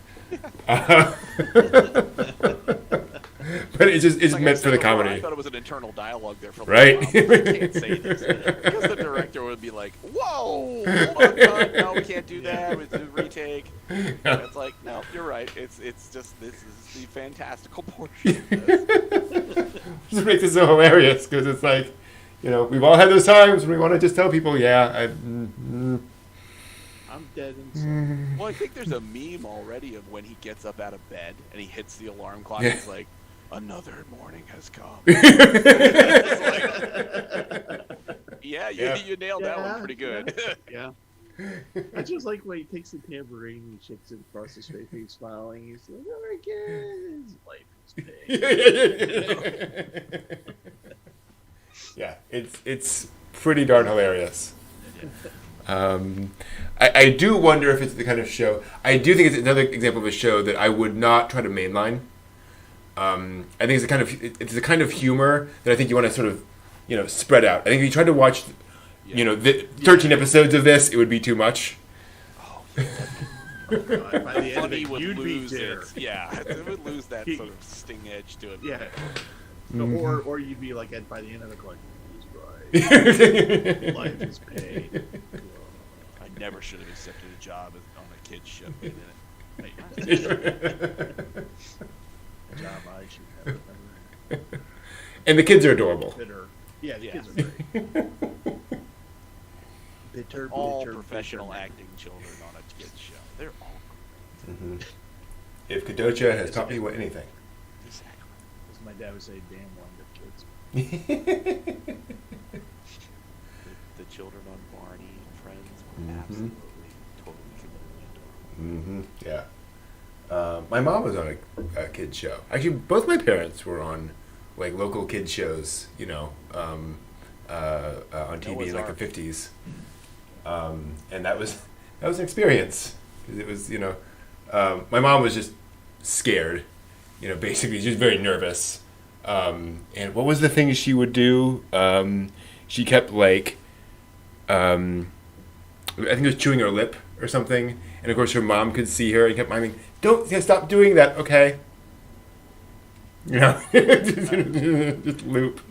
While my dad, it was fine during the show, but between takes he would hear the profanity laced tirades by the clown to the rest of the people on the show. Yeah, it was one of those sorts of shows. Also was notoriously mean. Yeah. great with the kids, but with everyone else, it was just, yeah, it's not just... And then who knew that later on John Wayne Gacy would be... Is there anything else we missed? I think that God, good. Yeah. It's enough. Did you? Well, there was that little 5-minute thing. Obey me. I did not see that, no. Oh, I didn't see that either. Okay, well, that's 5 minutes that you've saved for your life. All right. So, literally, okay, so Asmodeus is sitting, not kidding, Asmodeus is sitting they're all beautiful men. Mm-hmm. Asmodeus is sitting at the head saying, okay, you guys got to do better, you guys study for the Devil Academy, whatever, and your curses are that you're coming up with aren't good enough, and you need to study harder. And they're all, like different various names, Beelzebub, the Ball, and Satan, and things like that. And they all kind of like have characteristics of the demon. And so one of them is playing a video game where it's like little face emojis come down and you have the camera on yourself, so you're like almost FaceTiming yourself. And okay. Try to mimic the face, and he points, and he's just like, "Oh no, I can study. See, I'll write curses." And he's just like doing it really intensely. I'm writing curses. Oh, okay. Making faces, and then, everyone's just, it just devolves into this whole shouting match. And Asmodeus goes, "Okay, fine, everyone." Picks up the cell phone and he starts playing the game, and then Satan comes back to get his phone. That's supposed to be the gag, I guess. Right? You're not selling it. Yeah. They did not sell it stuff. Trust me. I At the watched pitch meeting, you sold this. You didn't sell it here. That was the actual last thing I watched.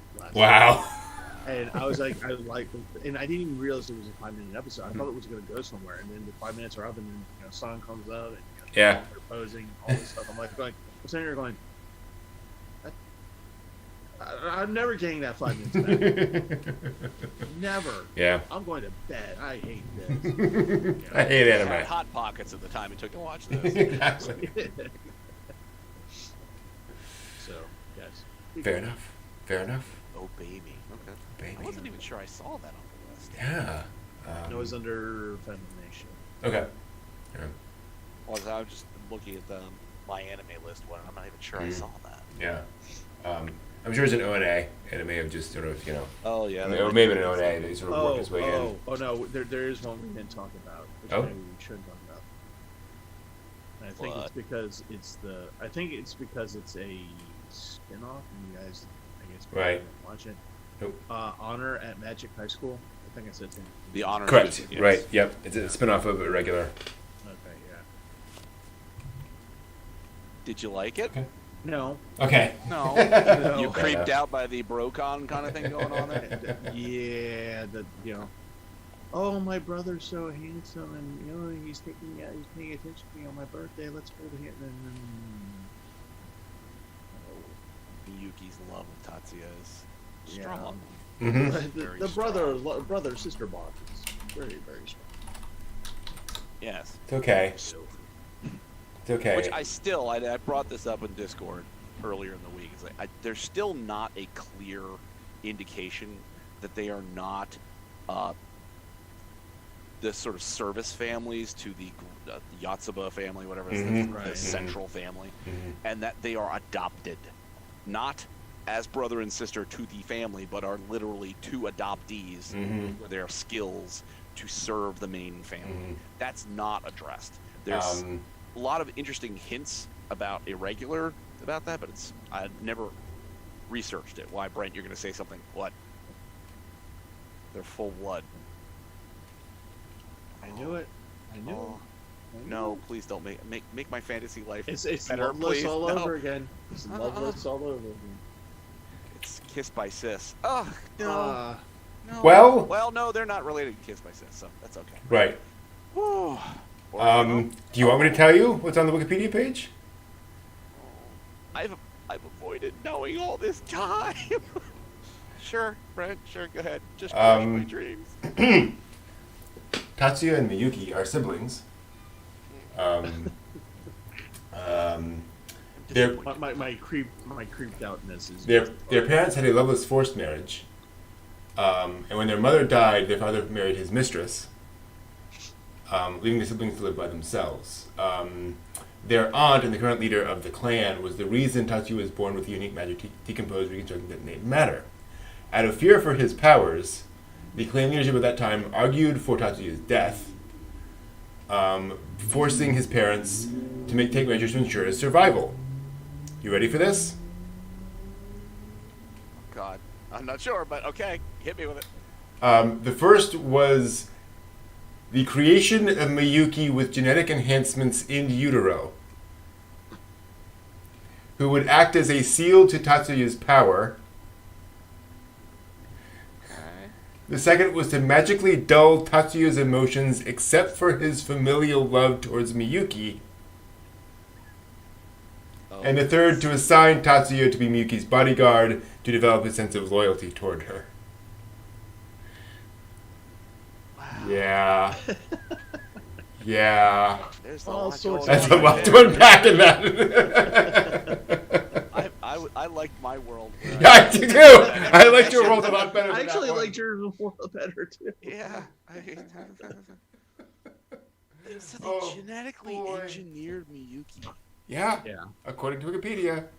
I don't know. which means she's not actually related to Tatsuya, so it's all fine. What?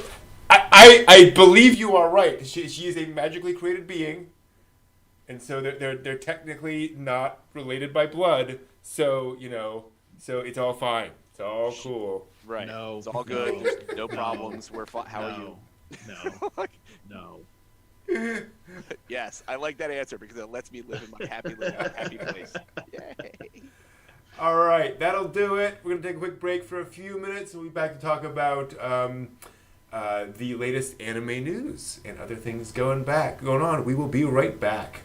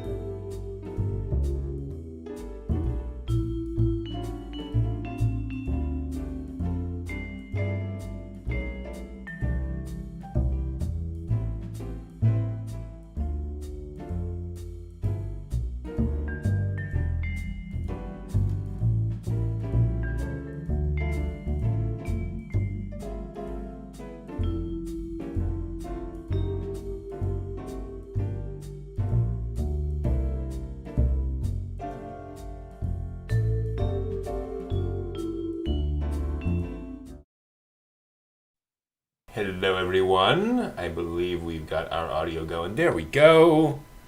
We are back. Welcome back, everyone. Let's take a moment, a little breather, to talk about Hobby Hopper. Every month, members of our community choose a hobby that they want to explore that month. Folks in the chat, if you're exploring a hobby, please let us know your progress. As for us, I chose painting. I have not actually had a chance. I do have a canvas out that I have covered in sky blue, beautiful sky blue. I'm going to do a mountain landscape on that, but I've not had a chance to do that. I've actually been clearing the decks over the past couple of weeks to kind of have that ready to go, and that is ready to go for this week. So I'm looking forward to doing some painting this week. I should not have anything. I shouldn't say this. Nothing currently is on the docket to prevent me from chugging in and start working on some painting this week. How about you guys? Playing around with any hobbies? Sewing projects, cool. Yeah, my con bag, I'm still sewing things onto it, so all the badges I bought. Nice. It really would, I don't have an iron anymore. Because I don't really iron many things. And so I have to sew all kinds of the patches that I bought for my con bag, to sew them on. Do you know how much time it takes to sew effectively around the entire edge of a badge by hand? Not machine sewing, like by hand, stitch and needle thing. Oh my goodness. Yep. So that's my ongoing project. It has been for like 6 months. It's like, sew one, oh, my hands hurt, I'm done. We might be able to resolve that in a couple of weeks. Yeah. But yeah. I have my fashion mate, Singer fashion mate, downstairs, but I'm learning the nuances of getting the bobbin to sync up right. Oh, okay. So that I go to stitch something and I will get like 4 or 5 inches of like clean, nice, beautiful stitching. It's locked in. It's doing great. And then all of a sudden I end up with like this yarn ball of it just jams and pulls everything out of the bobbin, and it's just all hell breaks loose. We actually had the foot-operated Singer.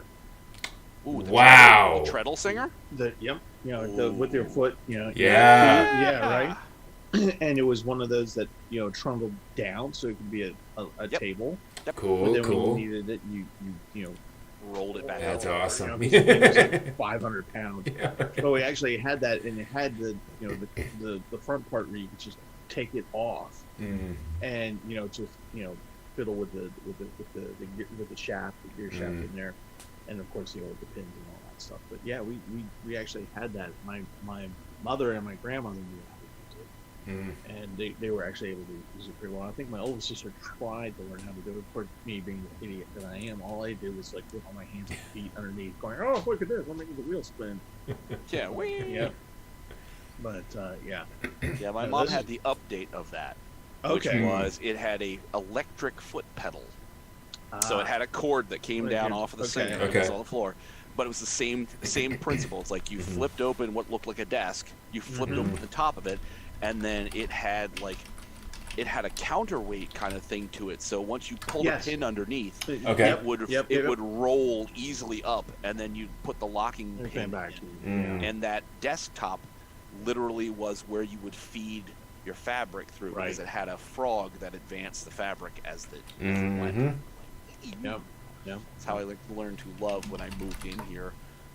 Love sewing machines, because the prior tenants left me this Fashion Mate 237 portable, so that it's got its own case. Right. Yeah. Pull it case open, over it. Yeah. And it's like, so I suddenly got a sewing machine. My sister has my mother's. It's like I now have my own. That's really cool. Nice. And my mom gave me a Nikki sewing machine, metal sewing machine that was her mother's. So, and I'm looking it up right now to see if I can find when that was made, because it was a while ago. All metal, electrical. So you plug it in. But like yeah, that the thing. Cloth-covered electric cord. Yes. Mhm. Oh boy. Yeah. Definitely not 3-prong. Yeah. Right.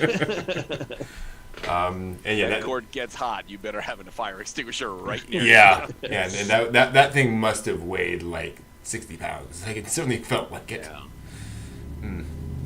Back when they would build things that could sew like a sail on a ship. Right. All day, every day. Not that I mean, when I took mine to get serviced, and I know it works fine. It's me. I'm the mechanical part that doesn't work well with it. I don't know what my problem is, but the service place I took it to, they're like, "Oh, we have a whole line of Brother," and they showed me these things where you just put the fabric in and push some buttons, and it's got all these programs. Oh, yeah. And everything on its own, and they weigh like 3 pounds, and everything's plastic. Yep. Yeah. It's like, but mine, I could take a rifle round. Yeah. It would save my life. Yeah. This thing, I get it too close to the microwave and it explodes. I'm Yeah. like, Yeah. But but the middle ones cost, at the time probably $5,000 equivalent. And well, I mean, cost more than the entire budget for a small country in 19. show you my sewing machine. This is my sewing machine. Ah. And this was, I think, $35. Holy cow! Wow.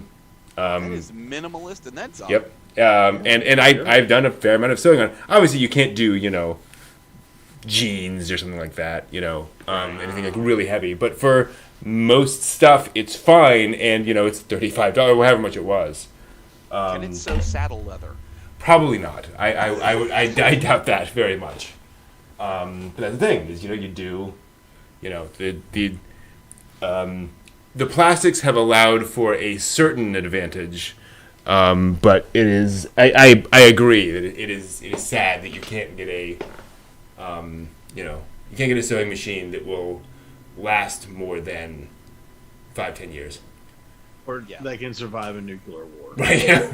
Well, I mean, and the metal ones, post-apocalyptic and generation. the metal ones like Steve, you're talking about when you pull the front Mm-hmm. of it, and Brent, your experience with an older machine. Yeah. That Fashion Mate, when you open it up, because I got a chance to see when I went to pick it up after they cleaned it, and they were putting it back, the lid or part component cover back on them. It looks like you're looking at a transmission of a truck. Mm-hmm. It's just got all kinds of metal things all going on, and it's like, yeah. That's why it weighs like 100 pounds. It's built, man. That thing's built. Yeah. Mm-hmm. Yep. And those were all probably hand built. Yeah. Right? All those parts were probably hand machined to that size, and it's like, gosh, amount of work. Yeah. That's cool, Jay, making curry bread from scratch. Ooh. That sounds great. That's really good. Very nice. That's really, really cool. Printing presses are actually, funny as you mentioned it, Wesley, printing presses haven't really changed much. Printing presses are very much technology that has kind of stuck around. Obviously, it has evolved, like you're saying, some places kind of keep it. But it's funny how printing presses are one of those few technologies that have, they kind of reached a point and stopped. Well, they hit the peak of their technological capacity and said, that's good enough. Yeah. Mm-hmm. Yep. We'll just make everything larger. Yeah. Steve, any fun hobbies this week? Well, still doing the geocaching. Cool. Still haven't found the one that's right near me at center stage, so I don't know about that one. But it looks like the Pratt Library is going to do a multiple cache here pretty soon. So I've been went to the library, found that out. Since it's now open, thank goodness. I don't have to wait outside, in a hazmat suit for them to hand off the books and stuff in the bag. So yeah, the geocaching is a lot of fun. Cool. It's I'm looking forward to doing more of it, and eventually I think I will set up one of my group. So we'll see what happens with that. But yeah, I did. That pretty much that. Actually, I've been experimenting, I should say, with alcohol. And Now, when you say experimenting with alcohol, I'm mainlining it. You've got a Bunsen No. burner? No, coming up with new drinks and things like Cool. that. And I've been working on this one particular one for a while, and I think it's about ready to go. So I'm gonna make it and for a couple people to see what they think. It's called the Sexy Tentacle. all right. And I think I've alluded to it. Yeah, Yes, you have. Yeah. I'm going to say a sentence I never thought I would say in my life. How would you describe a sexy tentacle? Well, it depends. It's on how after much- 10 as well. Okay. So it depends on how much hentai you watch. That affects the flavor of the drink. Wow. Yeah. So, no, actually, what it is that the coloring of it actually looks like a tentacle. Okay, An actual gotcha. Yeah. Mhm. real life tentacle. Cool. And it's it says Brad, it's after 10, and it's going to be a little bit more thick and almost cream based. Okay, yes. Of course. Wow. Of course. Mhm. It'll be a You're tactile welcome. experience all Yes. the way from front. Okay. Oh, boy. I completed that thought. I am- That's what- oh boy. Okay. So many Thank phrases you. came into my mind and then got crossed off very quickly. Like, no. Oh, okay. And on Nobody that wants note, to be I'm a gonna YouTube switch channel. it. I'm gonna switch it to saying that actually I started not a new anime, but a new to me anime. Yeah. Kino. Ooh. Journey. Kino. So- Oh, yeah. So I just started that, and I got to so I think it's the first episode with the gun one, where everyone where murder is Okay. not, yeah, murder is Mhm. not prohibited, or killing is not prohibited, or Mhm. whatever, outlawed, but it's prohibited, whatever. Mhm. And I don't know if you guys are familiar with Junji Ito. Yes. Ah. Oh. Now, is this a purchase or a goodness. borrowed? No, this is borrowed, Yeah. and I just opened it up. Something. Yep. Okay. Mm-hmm. Oh, That's boy. mm-hmm. So that's Welcome what to I'm Junji reading for. Ito. So yeah, smashed. Cool. Cool. Bedtime reading, is it? Yeah. It's a horrible nightmares Oh, all night and long. and while I'm reading that, I'll be listening to Make Mine Mondo. Mundo. What is that? It's a CD. Uh-huh. It's a compilation of old rockabilly garage bands and things like that. Gotcha.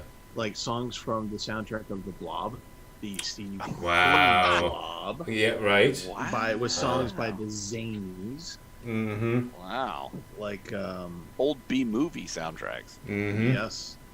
And What a theremin. and one particular song that I'm Ooh, really looking theremin. forward to is called TNT in a T-shirt. Yep. Great title. And let's see here, The Blob by the Zanies. Mm-hmm. Rock That Boogie. Leave Me Behind. The Southampton Story. That's the name of the band. All right. She Touched My Soul. We're not gonna go there. Okay. It's no use. Yeah. So you get the Russian roulette. There we go. Oh, cool. Yeah. So yeah. Cool. Thanks for sharing, everyone, both Yeah. in the chat as well as co-hosts here. Few quick notes. I will be at Otakon in a couple weeks. Otakon is coming up. We'll do a little con segment here. Otakon 2021 is currently on. If anyone's interested in going, the schedule is now up for Otakon as well.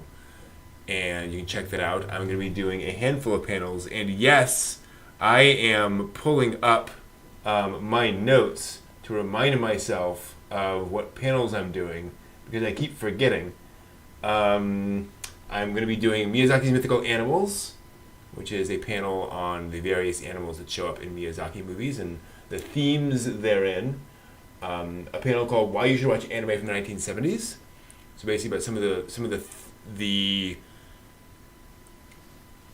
elements of anime that kind of got formed in the 1970s, but also some interesting themes of stuff that you saw in there. Things like the beginning of Miyazaki's career, some of his early anime.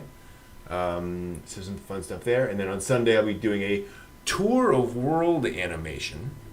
So if you're curious about animation not made in America or Japan, I'll be talking about a bunch of those. And I've updated that panel from some of my previous showings. So there'll be some new movies in that one. So that is exciting. You'll be the nine-tailed fox. It's in there. As is A Cat in Paris and Ernest and Celestine and some other fun things. Nice. Yeah. Is Horace Boy of the Sun in your 70s? Yes. Oh, yes. Very much so. It better be. And then OnCon 5 is coming up on September 11th. So that should be fun. War and Peace is the theme for that OnCon session. Currently working with Nozomi Entertainment on something special potentially for Sunday. Nothing firm up yet, but still trying to get all that nailed down. Momotaro's Divine Sea Warriors. Sadly, a Funimation title. I did get response back from Sunrise, which was kind of exciting. Wow. Really? Cool. Yeah, it was a no, but it was it was a response. It was a back. cease and desist letter, but at least it was a response. Yeah. And they basically said, I reached out to Sunrise, said I'd love to stream stuff, and I'm doing Nozomi. And they said, we have so many streaming deals already in place for Gundam that we can't, grant them to another group, because somebody else is already streaming this. Fair enough. I understand that. So that's pretty exciting. We've got some OnCon stuff coming, and once we get all of the stuff together for the charity auction, I'm also going to sort of preview some of the charity auction stuff. So look for that coming up. And OnCon is our online anime convention that we do every quarter, if we haven't mentioned that before. Cool. And for anybody that's actually going to Raleigh this upcoming weekend, GalaxyCon That's right. on in Raleigh. Cool. So I will be there. I won't be doing anything being there, but I'll be there. I'll be watching things and hearing stuff. And Go up to him and say hi. Exactly. Yeah. I'll be the one standing right next to Bill Shatner going, Bill, I love you. You're a good dude. And then promptly being ejected from there. Exactly. Hands off Mr. Shatner. Y'all hear that?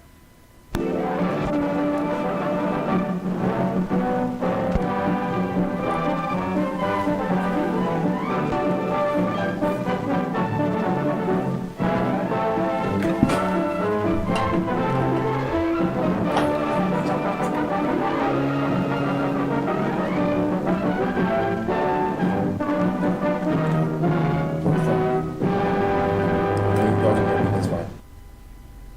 Oh, that didn't even. Technology.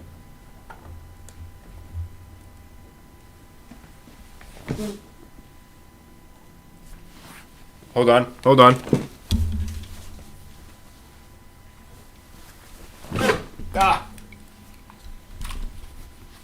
Professionals.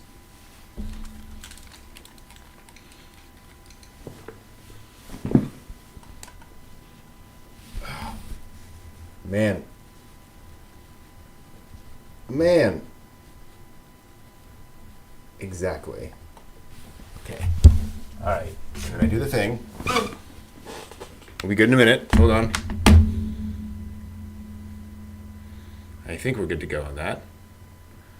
Maybe? Yes. Okay. All right. Yeah. We're all fine here now. Yeah, exactly. Yes. I think we're up. Yeah. Okay. Good. Perfect. That all went flawlessly. Welcome to the latest anime news for the week ending July 24th, 2021. Mamoru Hosoda's long-anticipated Belle, aka The Dragon and the Freckled Princess film, opened this week to great success. It held its world premiere at the Cannes Film Festival on July 15th, where it reportedly received a 14-minute-long standing ovation. Yeah, the festival has a reputation for giving long ovations, but Bells is still one of the longest to be recorded in the festival's history. Hosoda was originally not scheduled for a post-screening speech, but following that response, he expressed his impromptu thanks. Let's see here. He said, "To have it supported in this place where people who love film gather is very encouraging and gives me strength." End quote. Bell opened in Japan on the 16th and sold more than 600,000 tickets in its first 3 days, topping the box office chart for its opening weekend. Pretty good. It's licensed by G Kids in North America, so those of us here can look forward to its release in English and with English subs sometime this winter. That's pretty cool. Yeah, it says, from what I've heard, like, folks are like, this is it. Like, this is Hosoda's, like, most impressive film. Just bar none. Like, he's nailed it this time. Like, everyone who's watched it is like, yeah, masterpiece level. So, that's the hope. I mean, he certainly has plenty of things to talk about. This is not like his swan song. Yeah, no. He's 51, I think, something like that. Yeah. So yeah, he's spring chicken, right? Well, that was the other thing, is that he got in. He didn't quite get in hot water, but there was some response to his. He said some things about Hayao Miyazaki while he was there that got a few folks attention, shall we say, which was kind of funny. Obviously, he has his own. He had his own experiences at Studio Ghibli. Yeah, and he basically said, the way Hayao Miyazaki, he said, the way a certain well-known animation director who is very, well-respected in my country, the way he represents women kind of has issues. And talking about how, the women in those movies are kind of put on pedestals and are kind of these perfect people. And like Nausicaa really doesn't have any flaws, and Kiki doesn't really have any flaws, and all that kind of stuff. And I think, interesting. Anyway, with people reading more during the pandemic lockdowns, 2020 was a record year for manga sales in North America. The demand hasn't slowed down in 2021, but unfortunately, the supply chain has. So North America is facing a shortage of manga, as COVID-19 exacerbated already existing supply problems, including shortages of printers and truck drivers. The owner of a small comic store in California said he often special orders manga volumes for customers, but has recently found most of them out of stock. He commented, quote, "If it's not a current series, forget it. Anything that's finished, there is nothing available," end quote.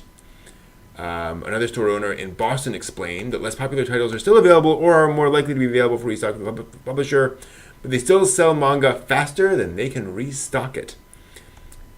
Even large retailers like Amazon and Barnes & Noble can't keep popular titles in stock. Early volumes of Chainsaw Man, My Hero Academia, and Demon Slayer are currently unavailable, even online. But of course, that's constantly changing. VP Publishing Sales for Viz Media explained that the U.S. printing industry has consolidated a lot in the past few years, leading to fewer printing plants in general, and even fewer that can print manga. And then with the increase in demand in general for the pandemic, printers reached max capacity and weren't able to accept new jobs. Plus restrictions were in place. Several publishers have said that they are actively working on sourcing more printers overseas and trying to remedy the supply issues, but it'll likely be many months yet before the manga supply returns to normal, in print at least. And at least there have been plenty of digital manga readers joining the market in recent years, so we can still read our favorites even if not in print form. And that is my question. What will it take for the manga reading public to shift to adopt digital? Not for everything, but to, use that as a common form of reading manga.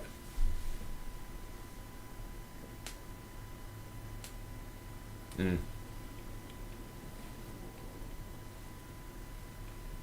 Right.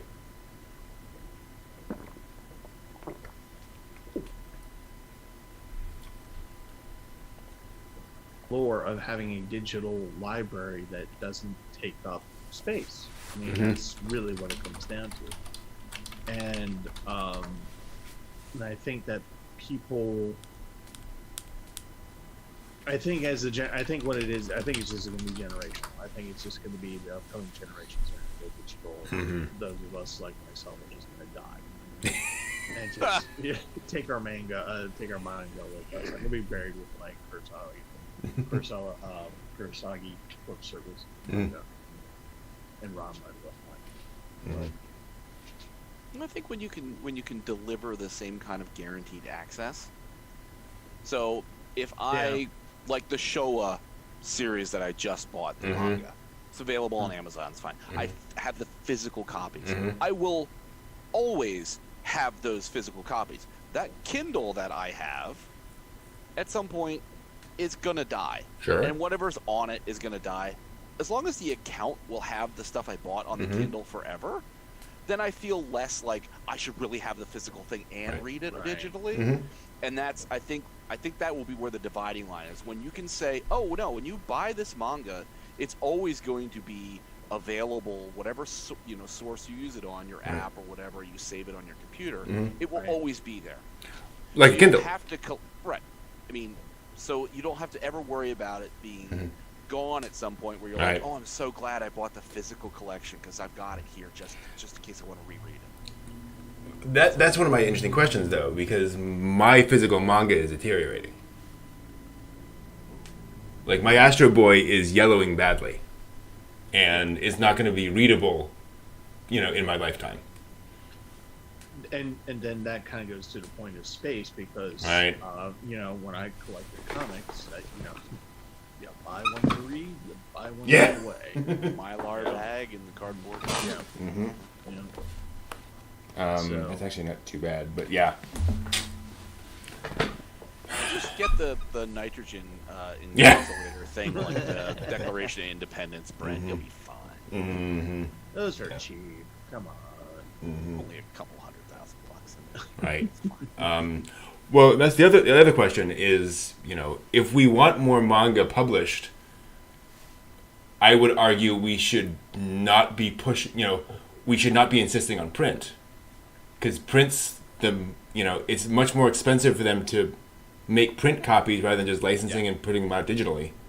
I mean, literally the demand, if you just do digital, you can meet the demand. Right. Yeah. It's like right now you can't physically. Yeah. Yeah. Well, if you wanted to do that, then that's when you go the digital library route, which is what libraries are doing right now. And you collect the titles and you put it on the server, and you put it on your own programming, whatever. And which is what a lot of libraries are doing now for people who can have ebooks or whatever. You rent it through these programs and it's on your Kindle or whatever. Yeah. And but it's just like anything else. It's about access, and you have to figure out what that access is. Yeah. And one of the things that is odd for me to have heard just recently, it was like, for example, music. I've gone from vinyl to cassettes, to CDs, to digital. Right. And guess what I found out? The Walkman's making a comeback. Cassettes are going to be reissued. What? Yeah, cassettes. Really? Yeah. Now it's not going to be. It's going to be more like the vinyl that they're doing now, in that it's going to be a niche market. Sure. Right? Yeah. But they're making tape decks. Bring back tape decks, and you can buy the cassettes, which is kind of awesome because I got a whole closet full of tapes like Aztec Camera and whatnot. When I go through that, it's just like going, oh, I haven't heard this song in 20 years because I don't have anything to play it on.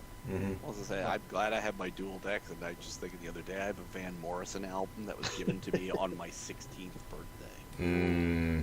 Wow. It's like if I didn't have those decks, there'd be no way to listen to that. Mm-hmm. Yep. Yeah, no joke. Yeah. Yeah.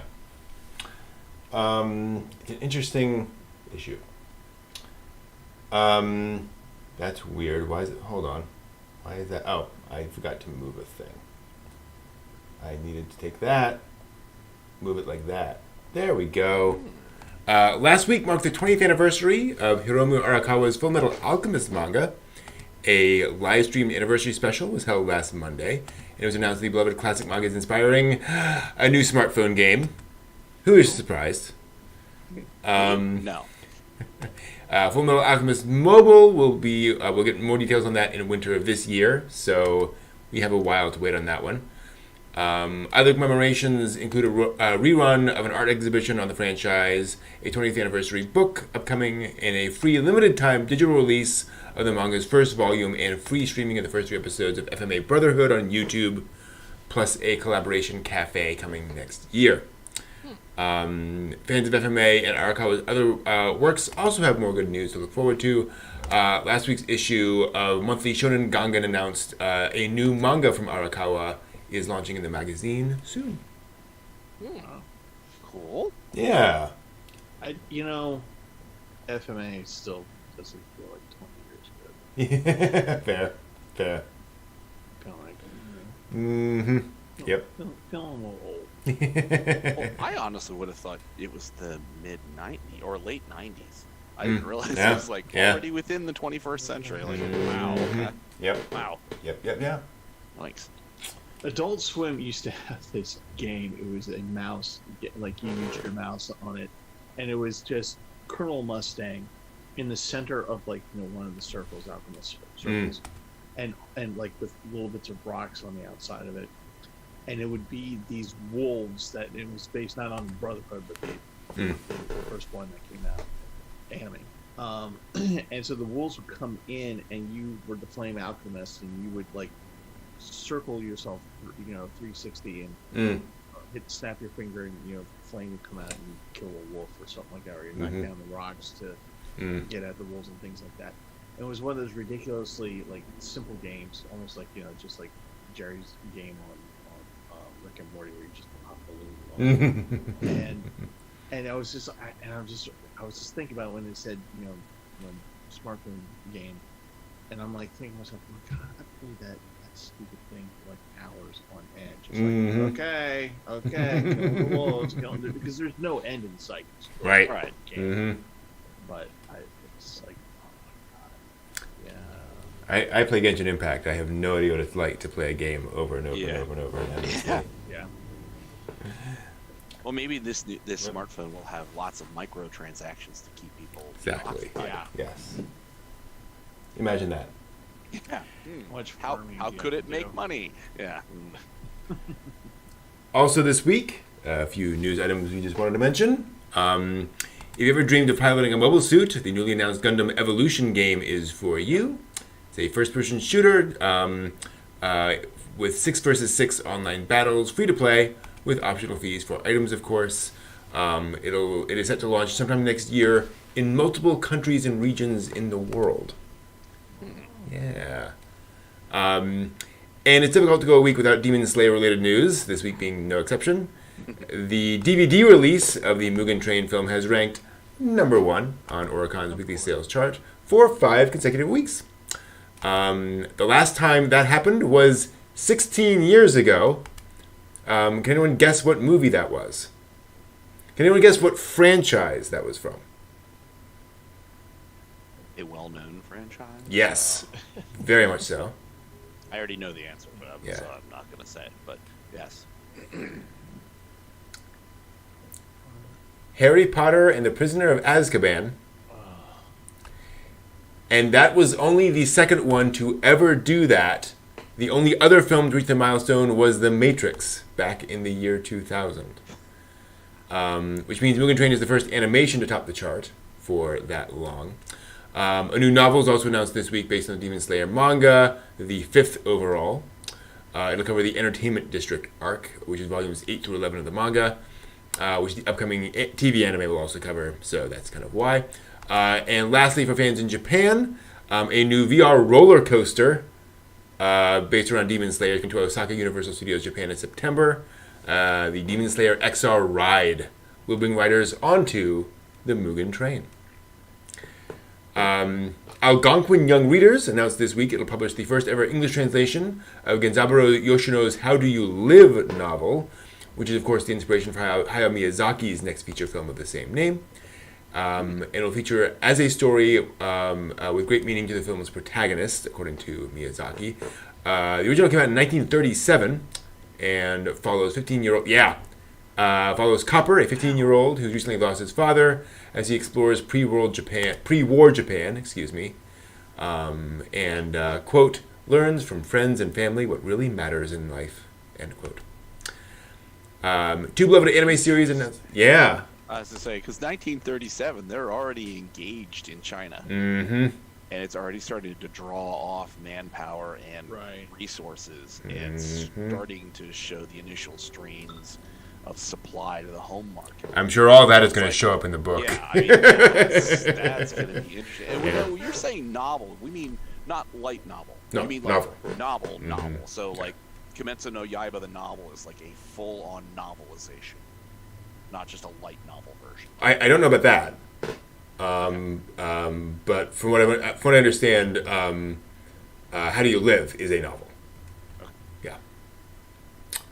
Yeah. Two beloved anime series announced continuations recently. Studio Orange announced on Wednesday that Beastars will have a new arc. And I thank everyone that supported the show so far. And a new Konosuba anime has also been greenlit. No details revealed. My Next Life as a Villainess is also getting more anime in the form of a new original anime disc bundled with the manga 7th volume, which will feature a story from the childhood of the main characters. Cool. A website and Twitter opened this week for an upcoming TV anime adaptation of Liz Takayama's Alternate World Pharmacy novel series about a pharmacologist who dies from overwork and is reincarnated into another world, into a lineage of noble court healers. And then My Stepmother's Daughter Was My Ex-Girlfriend, a light novel series. I said that right. Is also getting an anime adaptation. I saw that. It's a rom-com about a couple who broke up after their junior high graduation, but discover on the day before high school that their parents are getting married, and they are now step-siblings. Yeah. A 24-episode short anime of Tora and Mike is coming to the manga's official Twitter account starting in August. It is a feline-human drama following the daily life of cat siblings and their regular customers at their restaurant in Nagoya. I don't know, man. Kaoru Hayamine's Mirage Queen Aimee Cirque, I'm probably mispronouncing that novel, is getting a theatrical OVA project next year for its 20th anniversary. Follows a mysterious thief who always steals what they're after. One Piece's 100th compiled manga volume will ship in September. Wow. 100th. And its 1000th anime episode is also approaching. Oh, wow. That's insane. 1,000. 1,000 episodes. I haven't even started it yet. Yeah. We're done. We just I've can't. got 72 hours this weekend. I'm going to get there. Wow. So there's a new video collection of 5 short dramas announced this week. Which will center on the One Piece manga and will include live action and animated segments. It'll be a collaborative project with JAXA, because why not? A Where's Waldo crossover, free releases of the manga, and more.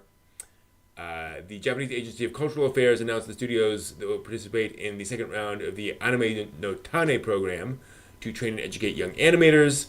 Imagica Digitalscape, Studio L, Production Plus H, and Sprite will each produce a new animation project between 7 and 10 minutes in length.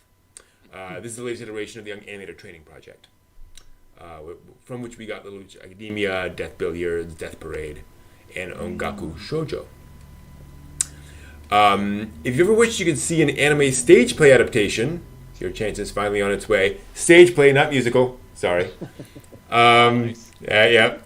Live Viewing Japan will be streaming 3 2.5D stage plays in August for viewers in the US, Canada, Australia, New Zealand, the UK, and Singapore. Their festival will bring live spectacle Naruto, My Hero Academia, The Ultra Stage, and Pretty Guardian Sailor Moon. Yes, that will be coming hopefully fairly soon. That's all the news for this week. Thank you all for watching. See you next week. So yeah. 2.5D stage play. 5D stage play. So yeah. it's not quite 3D. Mhm. It's not quite 2D. Mm-hmm. It's just it's partially a bit way better than Yeah. 2D. Okay. Cool. Just partially. It just it's got bits of the third dimension in it. Okay. Pieces. It'll make you feel Yeah, like you're there, 1,000. but not really make you feel like you're there. Right. It'll make you feel like you're kind of there.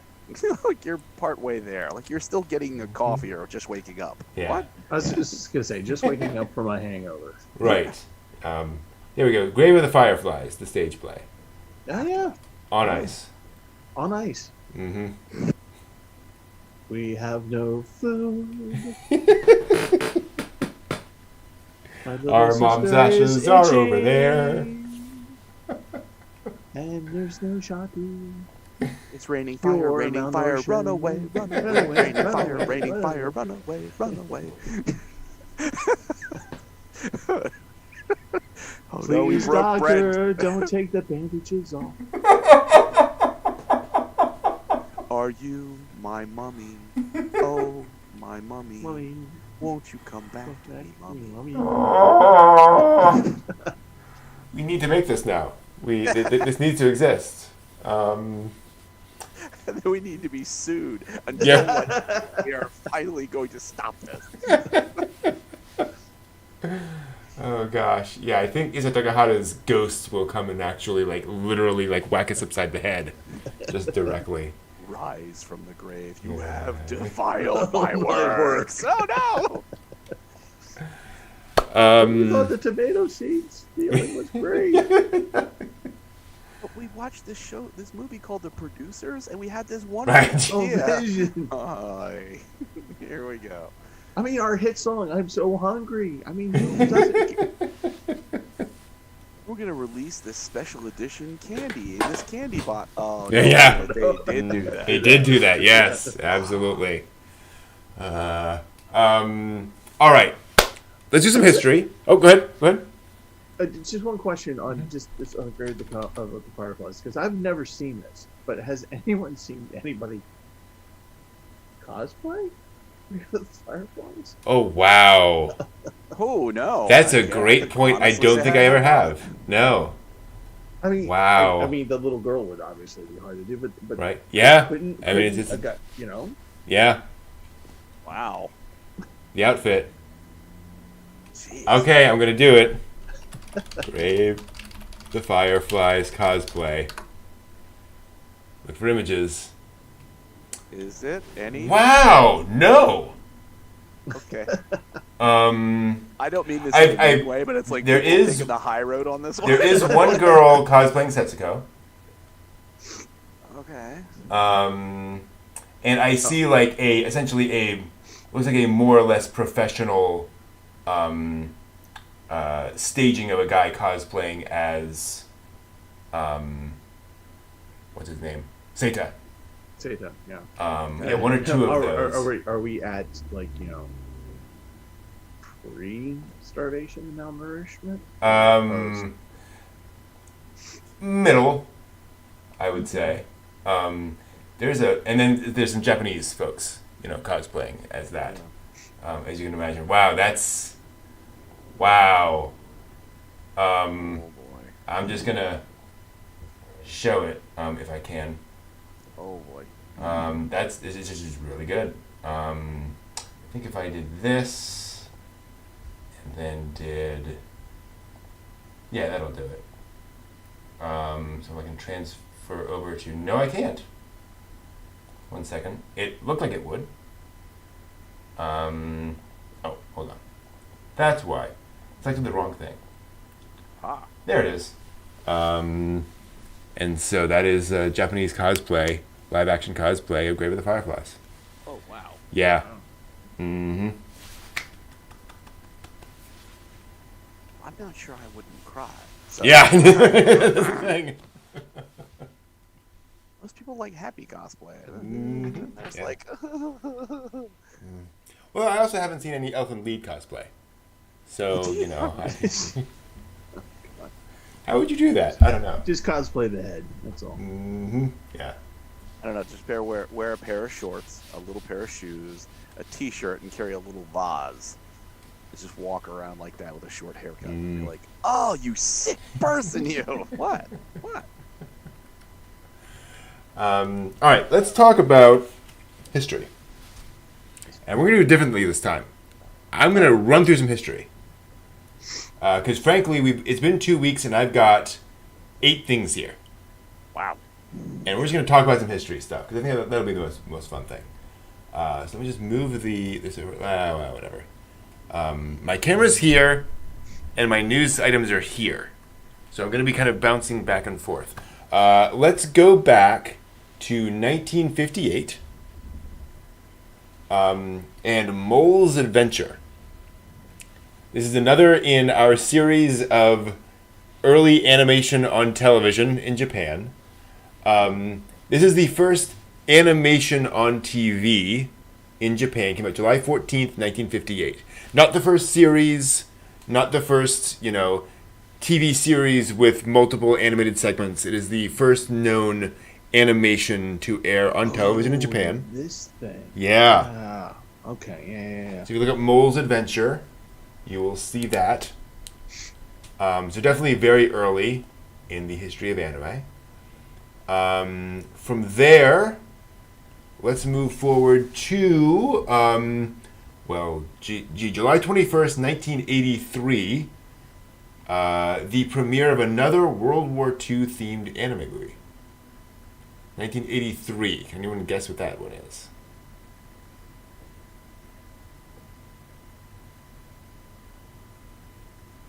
World War II in 1983. World War II themed anime movie in 1983. Barefoot Gen? That's the one. Okay. You got it. I was about to say, geez, I'm trying to think of what Yeah. Motto. No. Yeah. We can then move forward to 1988, July 16th, and the premiere of Akira. Wow. Mm-hmm. Yep. Which, for those who don't know, hugely successful and helped drive the money going towards more adult-oriented anime in the later periods. And Barefoot Gen is about Hiroshima. Fairly important. Another uplifting film. Very uplifting film. Easy to watch. I will never forget. I went to a panel presentation in DC with a bunch of anime creators and such. A couple of anime creators. Monkey Punch was there. So manga creator technically. And Susan Napier was there, who is a professor of animology. No, she's a professor who writes things about anime. And they did a thing on anime is actually it's not for kids. Anime is for deals with really important stuff. And so they showed Barefoot Gen. And so they showed the audience the bomb dropping sequence from Barefoot Gen. Yeah. I'm like, thank you. That's what I wanted in my head tonight. Anyway. Now can we talk about cute lollies? Right, exactly, yes. Which is also very... Wait, no. 1988, premiere of Akira. July 23rd, 1989 was the arrest of Tsutomu Miyazaki, the otaku murderer, of whom the less said, the better. Yes. But if you're curious about that, Tsutomu Miyazaki, plenty written about that topic. No relation. No relation. Definitely not. Sure it wasn't. Well, moving forward, in 1997, July 12th, saw the premiere of Princess Mononoke in Japan. That film is almost 25 years old now. Hard to imagine. It's amazing. Yeah.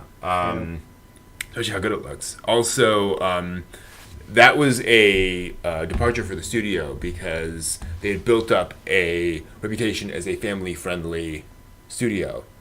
And when Suzuki saw the direction it was taking, he put all the violent scenes in the TV ads. When he made the TV ads as violent as he possibly could to like telegraph to people, this is not Kiki, this is not Totoro. Like, Right. be ready for this film. And did extraordinarily well. Like people understood. And then moving forward, two more. 2001, July 20th, 2001. Speaking of Miyazaki, Spirited Away premiered in Japan. So 20 years ago is the 20th anniversary of Spirited Away premiering in Japan. Yep. Imagine that. Many people consider that to be Miyazaki's greatest film. And then finally, July 18th, 2019, sadly, the KyoAni arson attack also must be remembered. But that is the historical news of the past 2 weeks. That is what happened. That's a fair amount in there. That's a lot. Summer is busy. A lot of movie premieres, a lot of that kind of stuff going on. And coming up, we have some other Miyazaki premieres coming up in the next couple of weeks. So that should be fun to talk about and fun to commemorate. Do you remember Love turned 37 this month? Wow, that's What turned 37? Macross. Do you remember Love? Macross, yeah. Oh wow. Let me look up that number again. I should add that to the list. That came out July 21st, 1984. Yep. I am adding that in right now. 1984. 13. No, I'm just thinking. It was like, wow, that Robotech con I went to was in '86. So that was pretty timely to have, like, the Macross / Robotech thing be like just 2 years behind a major movie release, which was years obviously behind the series itself. Yeah, it's just kind of like, wow, how timely for the '80s. Definitely, yeah. I mean, even in the '90s, we were waiting years to get stuff over here. That's impressive. Yeah, I mean, Do You Remember Love is absolutely one of the greats. Yeah. Well, that was when I bought a laser disc copy from a vendor at the Robotech con. Wow. Mm-hmm. Because I still have it downstairs. Probably worth about 5 bitcoins. Yeah, there we go. Yeah, not even close, considering it's somebody's VHS cassette copy of laser disc. Like, no. You get halfway through the film, and then there's a blue screen that shows you, like, time and, like, counter flashing, and then it picks back up. And like, oh, wow. Was this disc 2? What happened here? For those curious, there is a copy of the Macross Do You Remember Love Laserdisc full version from Japan, pre-owned, for $145 on eBay. It's ridiculously affordable. Not bad. Yeah, I was going to say. You can also buy, because this also existed, the TV series on Laserdisc, discs 1 through 9, with the movie. What? For $224 on eBay. Buy it now, free shipping from Japan. Yeah. Now, where do you get the Laserdisc player? That is indeed one of the problems. It's available from Japan for only $8 billion. Oh, you bastards. You tricked me into getting these Laserdiscs and jacked the price up. Wow. Yeah. And you can actually get it cheaper than that. Like, You Remember Love itself cheaper than that. Wow. But, yeah, actually, I take that back. These are there's Laserdisc for $65. Jeez. So they're not too terribly bad, but as you say, you need players and outputs that modern TVs can understand and all that fun stuff. Gosh. I mean, is it just the disc, or is it the disc and packaging? In packaging. Because I could, I'm trying to remember, friends' parents back when I was a kid had, like, they used to sell record album frames where Yeah. you could. Oh, It okay. was the exact size of a record album, and not the disc, but the actual sleeve, and you'd slip it into the frame and hang it on the wall. So they had like the Beatles, Grateful Dead. Just the record was literally in this frame on the wall. So it's like, I could see if you were like, I don't need the player. I want the package that it's in and the original disc, and I've got this thing I can hang it on the wall, and that's going to be up next to all my Macross stuff all over here. Yeah. I could see that. That's a good point. This one looks like it's signed. What is it signed with? Does it say? No description. But there is a signature on that of some kind. 1986 1/4, and it's just a swirl on there. So it could be kind of anyone. That could be Kawamori.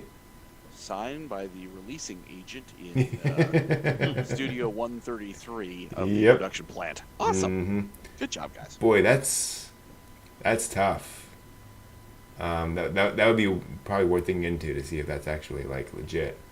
Well, it's definitely something because the asking price is $473.73.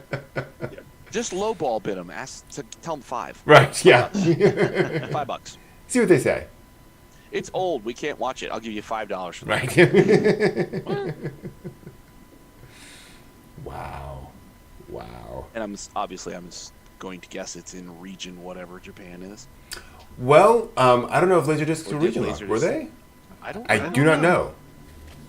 The only time I ever saw a Laserdisc player was at Ethan Allen Furniture Store on Route.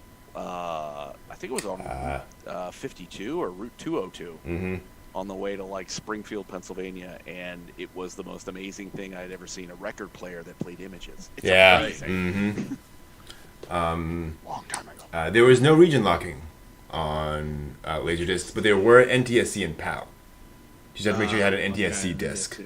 Rather than that, and Japan was NTSC, looks like, so it would work. It might not have subtitles. I bet you that. Yep. Hey, I've watched plenty of stuff with that. So. Yeah, exactly. There we go. I still know what's going on. Yeah. Hey, didn't I watch Princess Kaguya or whatever that movie Oh, was? yeah. I couldn't get the subtitles working. Right. I got the gist of the film. Yeah, we may have talked before about the CED, which was, let me see here, CED. Center for Educational Disabilities. Which was, the capacitance electronic disc, which was RCA's movies on vinyl format. So during the early 80s, RCA tried to release a vinyl disc format for movies, and you would get more or less VHS quality on a vinyl record. It worked more or less like Laserdiscs. And boy, did those not sell at all. Yeah, no joke. No. Probably because most people used to vinyl were like like reach into the record bin and get something out, put it on, you go like, what is this? It was actually one of the things song? is that they were all cartridges, because for exactly that reason they were all in plastic cartridges that you would then insert into the player, and then it would pull that out of the cartridge within the player and do it so that folks wouldn't accidentally put their vinyls in or vice versa. Now, do you remember the cartridge CD players? Yes. Oh gosh. Where it had the huge front, and you had to feed the cartridge in, and when it would take the disc out to put it down, if the motor lift broke, you couldn't get the cartridge to eject, and you couldn't get the disc out unless you took the whole thing apart. That sounds vaguely familiar, but I can't find. And the problem is, CD cartridge is a whole different thing. Right. What The idea was of that? cartridge base where it's removed by the machine from the cartridge. Right. Gosh. To unexpected results Yeah. when the machine fails. Yeah. Sort of like trying to get a VHS cassette out when it's Yeah, got the it's a- top lock ones where Yeah. it like feeds in and down. It's Trying to 8-track. Get it out. Right. Yeah, like a giant 8-track player. Yeah. That's funny.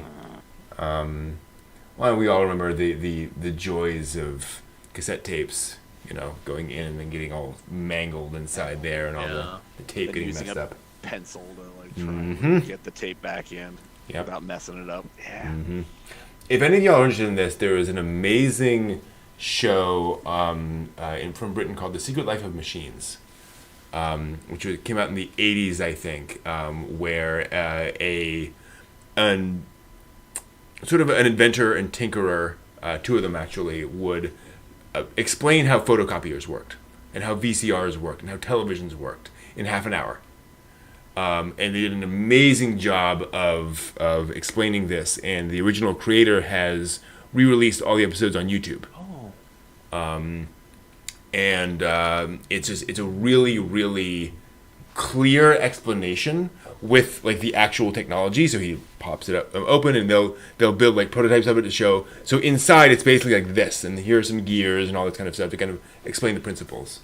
And it's called what was it? How It's Made used to be on Discovery. And it's like did some of that too. It's like, how is a television made? And it's like, what's all the component parts to it? And what does it come together? So and this is great because they basically they go down to sort of first principles of, okay, you have a TV, you have these beams hitting it, right? Like why are the beams there? What are their purpose and all that kind of stuff? So it's really fascinating. I couldn't, if you asked me how does a photocopier work, I could not. And that's the great thing is that I have no idea. you watch this and they break it down, and they even like, I remember the photocopy thing because they go back to like mimeograph machines, and like before that they say, okay, so what was like the early like 19th century attempts at photocopying? How did those work? Well, you had a chemical process, and they explain that, and then gonna go forward and say a modern photocopier is basically that plus all these other functions, but the underlying technology is still exposing light to a process that gets magnetized. And so you have this magnetic film, basically, that is getting turned on and off. And then you do the same thing with color. So it's basically more or less a prism that has...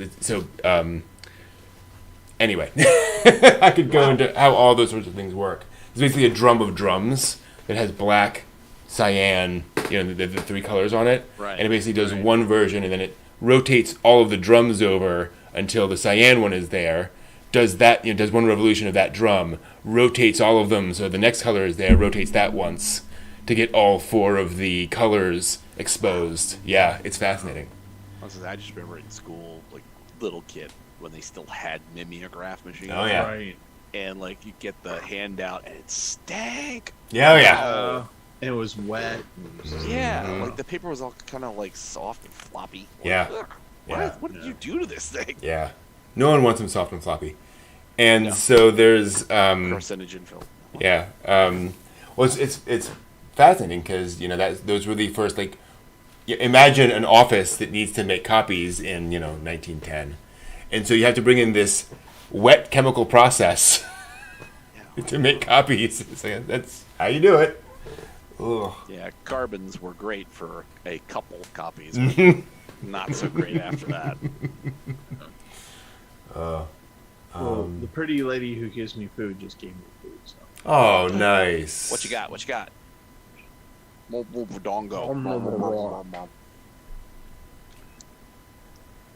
Lindor cookies and cream. Nice. Oh, jeez. Ooh. Wow. Well, it is time thus, I She says think. hello. Hello. Well, I think that's our signal. What did we learn? What did we learn on the show? show tonight, Brent? Perfect as always. Very much appreciated. Steve Was went choking lower. Steve's operatic moment. Exactly. It wasn't a frog in your throat; it was a frog in your stomach, I think. Yeah.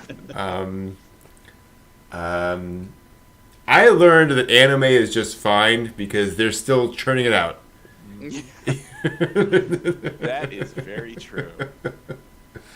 And whatever you want, it's probably out there, unless it's mecha, sadly. Mecha continues to be not well represented in anime at the moment, but who knows? Did we? Yeah, we didn't have any mecha. No, there was Nope. no mecha. Not a single mecha. Wow. Yeah. I didn't even notice. No offense to mecha. Sorry. Yeah, yeah. Like, I didn't even notice. Wow. No, that's actually the first thing I noticed. I was like, Interesting. Yeah, it's a very quiet genre right now. I Well, they're would waiting love for to do- something explosive to happen any minute now. Yeah, exactly. I would love it if someone did a Shakespearean mecha. Yeah. Like Henry V or like Othello the mecha. Othello. I mean, isn't that basically Code Geass? I actually mapped the first scene out in my head Really? for Othello. For mecha Actually, Othello. for mecha Othello. I will have to pull out my copy of Shakespeare, and Well, it starts out look with at that. Iago. Okay. Mm-hmm. Yeah, Yeah. Mecha Hamlet. Yeah. Mecha Hamlet. You make a Hamlet. To be or not to be? To railgun or not to Not to railgun? railgun. That is the question. Whether it is nobler in the mind to suffer the railguns and missiles of thy foe or never mind. Jay is correct. We have learned that a musical about JoJo's Bizarre Adventure is needed, has to happen, Yes, has to exist. JoJo. They already have Yeah. the costumes. They're ready to go. Right? Pretty Yeah. much. Yeah. That is a costumer's dream. That show. that it is truly true. is. A truly solo is. costumer's dream or a staff of costumes? Yeah, yeah, staff. You were Oh, solo yeah, at like the solo, end you'd be of like, your boy. life. I'm gonna need you to make 35 of these, and they have to be all fabulous. Oh, you go to hell. And then the next character. Right. That ain't gonna work. How about you guys? Oh, I learned that a manga shortage is just it's an interesting result of a COVID experience, but a very interesting testament to the global consumption. Yeah. Yes. You know, it's like these are special circumstances. Absolutely, this last year and a half has been weird, but I think this is, I'm always very hopeful on this front. Yeah. That this thing that we love is progressing globally in a way that we know the Japanese market can merchandise and can monetize everything, and that hopefully all of this is the continuing of like, well, we don't have to worry necessarily just about the domestic market. We have so much more. Yes, please, more. Yep. So I've learned that. Mm-hmm. And that Belle is another film I have to see. Yeah. Yeah. Absolutely. Yeah, no joke. I hope it'll be available at the Art House Theater down here sometime Mm. soon. Oh, Or it AMC, will I be. don't care. Yeah. Just however I can get there. Mm-hmm. Yep. Make it, Will be. please not be Same on a here. Wednesday, Thursday. Make it be like a weekend thing so I can get to it like a Sunday afternoon. Mm-hmm. Yep. Yes. I suppose I learned something this week. Food is Perhaps. Well, food is good and fire is bad because fire is bad. Mm-hmm. Mm-hmm. So I learned that the summer season is for me, but we were discussing this beforehand. It's kind of weak compared to Mhm. like the winter schedule. Yeah. This kind of things. I did learn that I have an odd sense of humor on some of these things, and I am firmly convinced that I would never have made a good children's. Are you sure, Oni-chan? Is it I'd because of be all the worst. drinking? You just imagine me with like the romper room mirror thing, and like a malt liquor in the other hand, and just be like, I see Tommy, and oh god, life. I see Tommy and Susan Yeah. and my death. Ah. Hey there, Steven. Are you ready to have fun on Barney? Go to hell. Bam! No! Hey kids, it's Uncle Fran. And I've learned that, in all seriousness, that I'm actually really. It's a happy problem to have if the mangas industry is having that kind of a problem. Yeah. It's very much a happy problem, and to your points, it's an interesting question about production and what do we do now? What's the next step of all this? Mm-hmm. And the last thing I learned is that I am surely going to go to hell for the Grave of the Fireflies musical. That's everything around my head right now. Because I do have, I'm like the part of my brain that should be shut down right now is spitting out lyrics at me, and they're so bad. Barbara Streisand in a role that will surprise you. Oh God! We brought Frank Sinatra back from the dead to sing for you now. Awesome. I mean, it's just like it would just be a fun romp for the tomatoes and stealing the tomatoes. You know, and just have like a memories moment as he's burning her body. Right. Exactly. You know, kind of a thing. And, yep. I'm so going to hell. Yeah. And then a big dance number at the end. Right. Yeah, all the characters all the souls. Choreography. I'm like, oh, this is terrible. Death is good. Well, it's really not. But this is supposed to be a mystery. No, going to hell. I have nothing else to add to this. Thank you all so much. This has been fantastic. We will be back next week to talk more about, speaking of mental trauma, Serial Experiments Lane. Another 40 minutes that'll take 2 hours. Yes, exactly. So, we'll be talking about episodes 5 through 6 of Serial Experiments Lane. The week after that will be Otakon. We will need to figure out exactly what our schedule is going to be and whether we can actually make it back here for the weekly dig, or not on that Otakon Saturday night. So we'll figure all that stuff out. We'll be showing a classic anime archaeology. I will have Grave of the Fireflies musical done, ready to go, and I will perform it. Okay, there we go. I'm kidding, because that will surely get me in there. One man tour de force. Steve Gerhardt. Steve, if you do that, I will find a way to stream it. I will get that out there into the world if you make that. Because, oh my gosh, I want to see that and then immediately take a shower. Gerhardt Productions presents Gerhardt script writing presents Gerhardt the stage play of Grave of the Fireflies. Distribution by Newhall Productions. There we are. Absolutely. Critics' reaction. Oh, no. God's Jay. Lane the musical. Yes.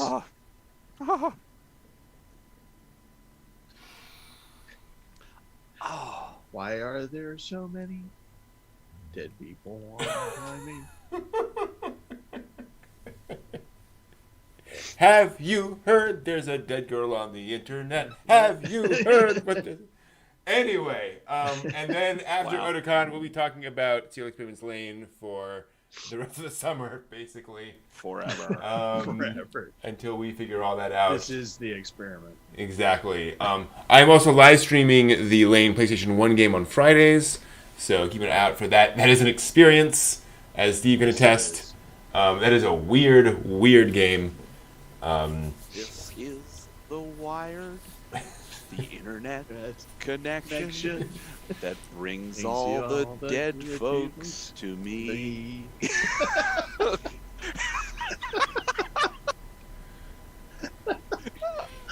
I am here with Dr. Airy and another version of me that's insane. Yeah, see? See, it worked. It's just going. Coming to a theater near you. Thank you all. Insane asylum. I think. This has been awesome. Have a great one. We will see you all next week. Have a great week. Bye all. Everybody.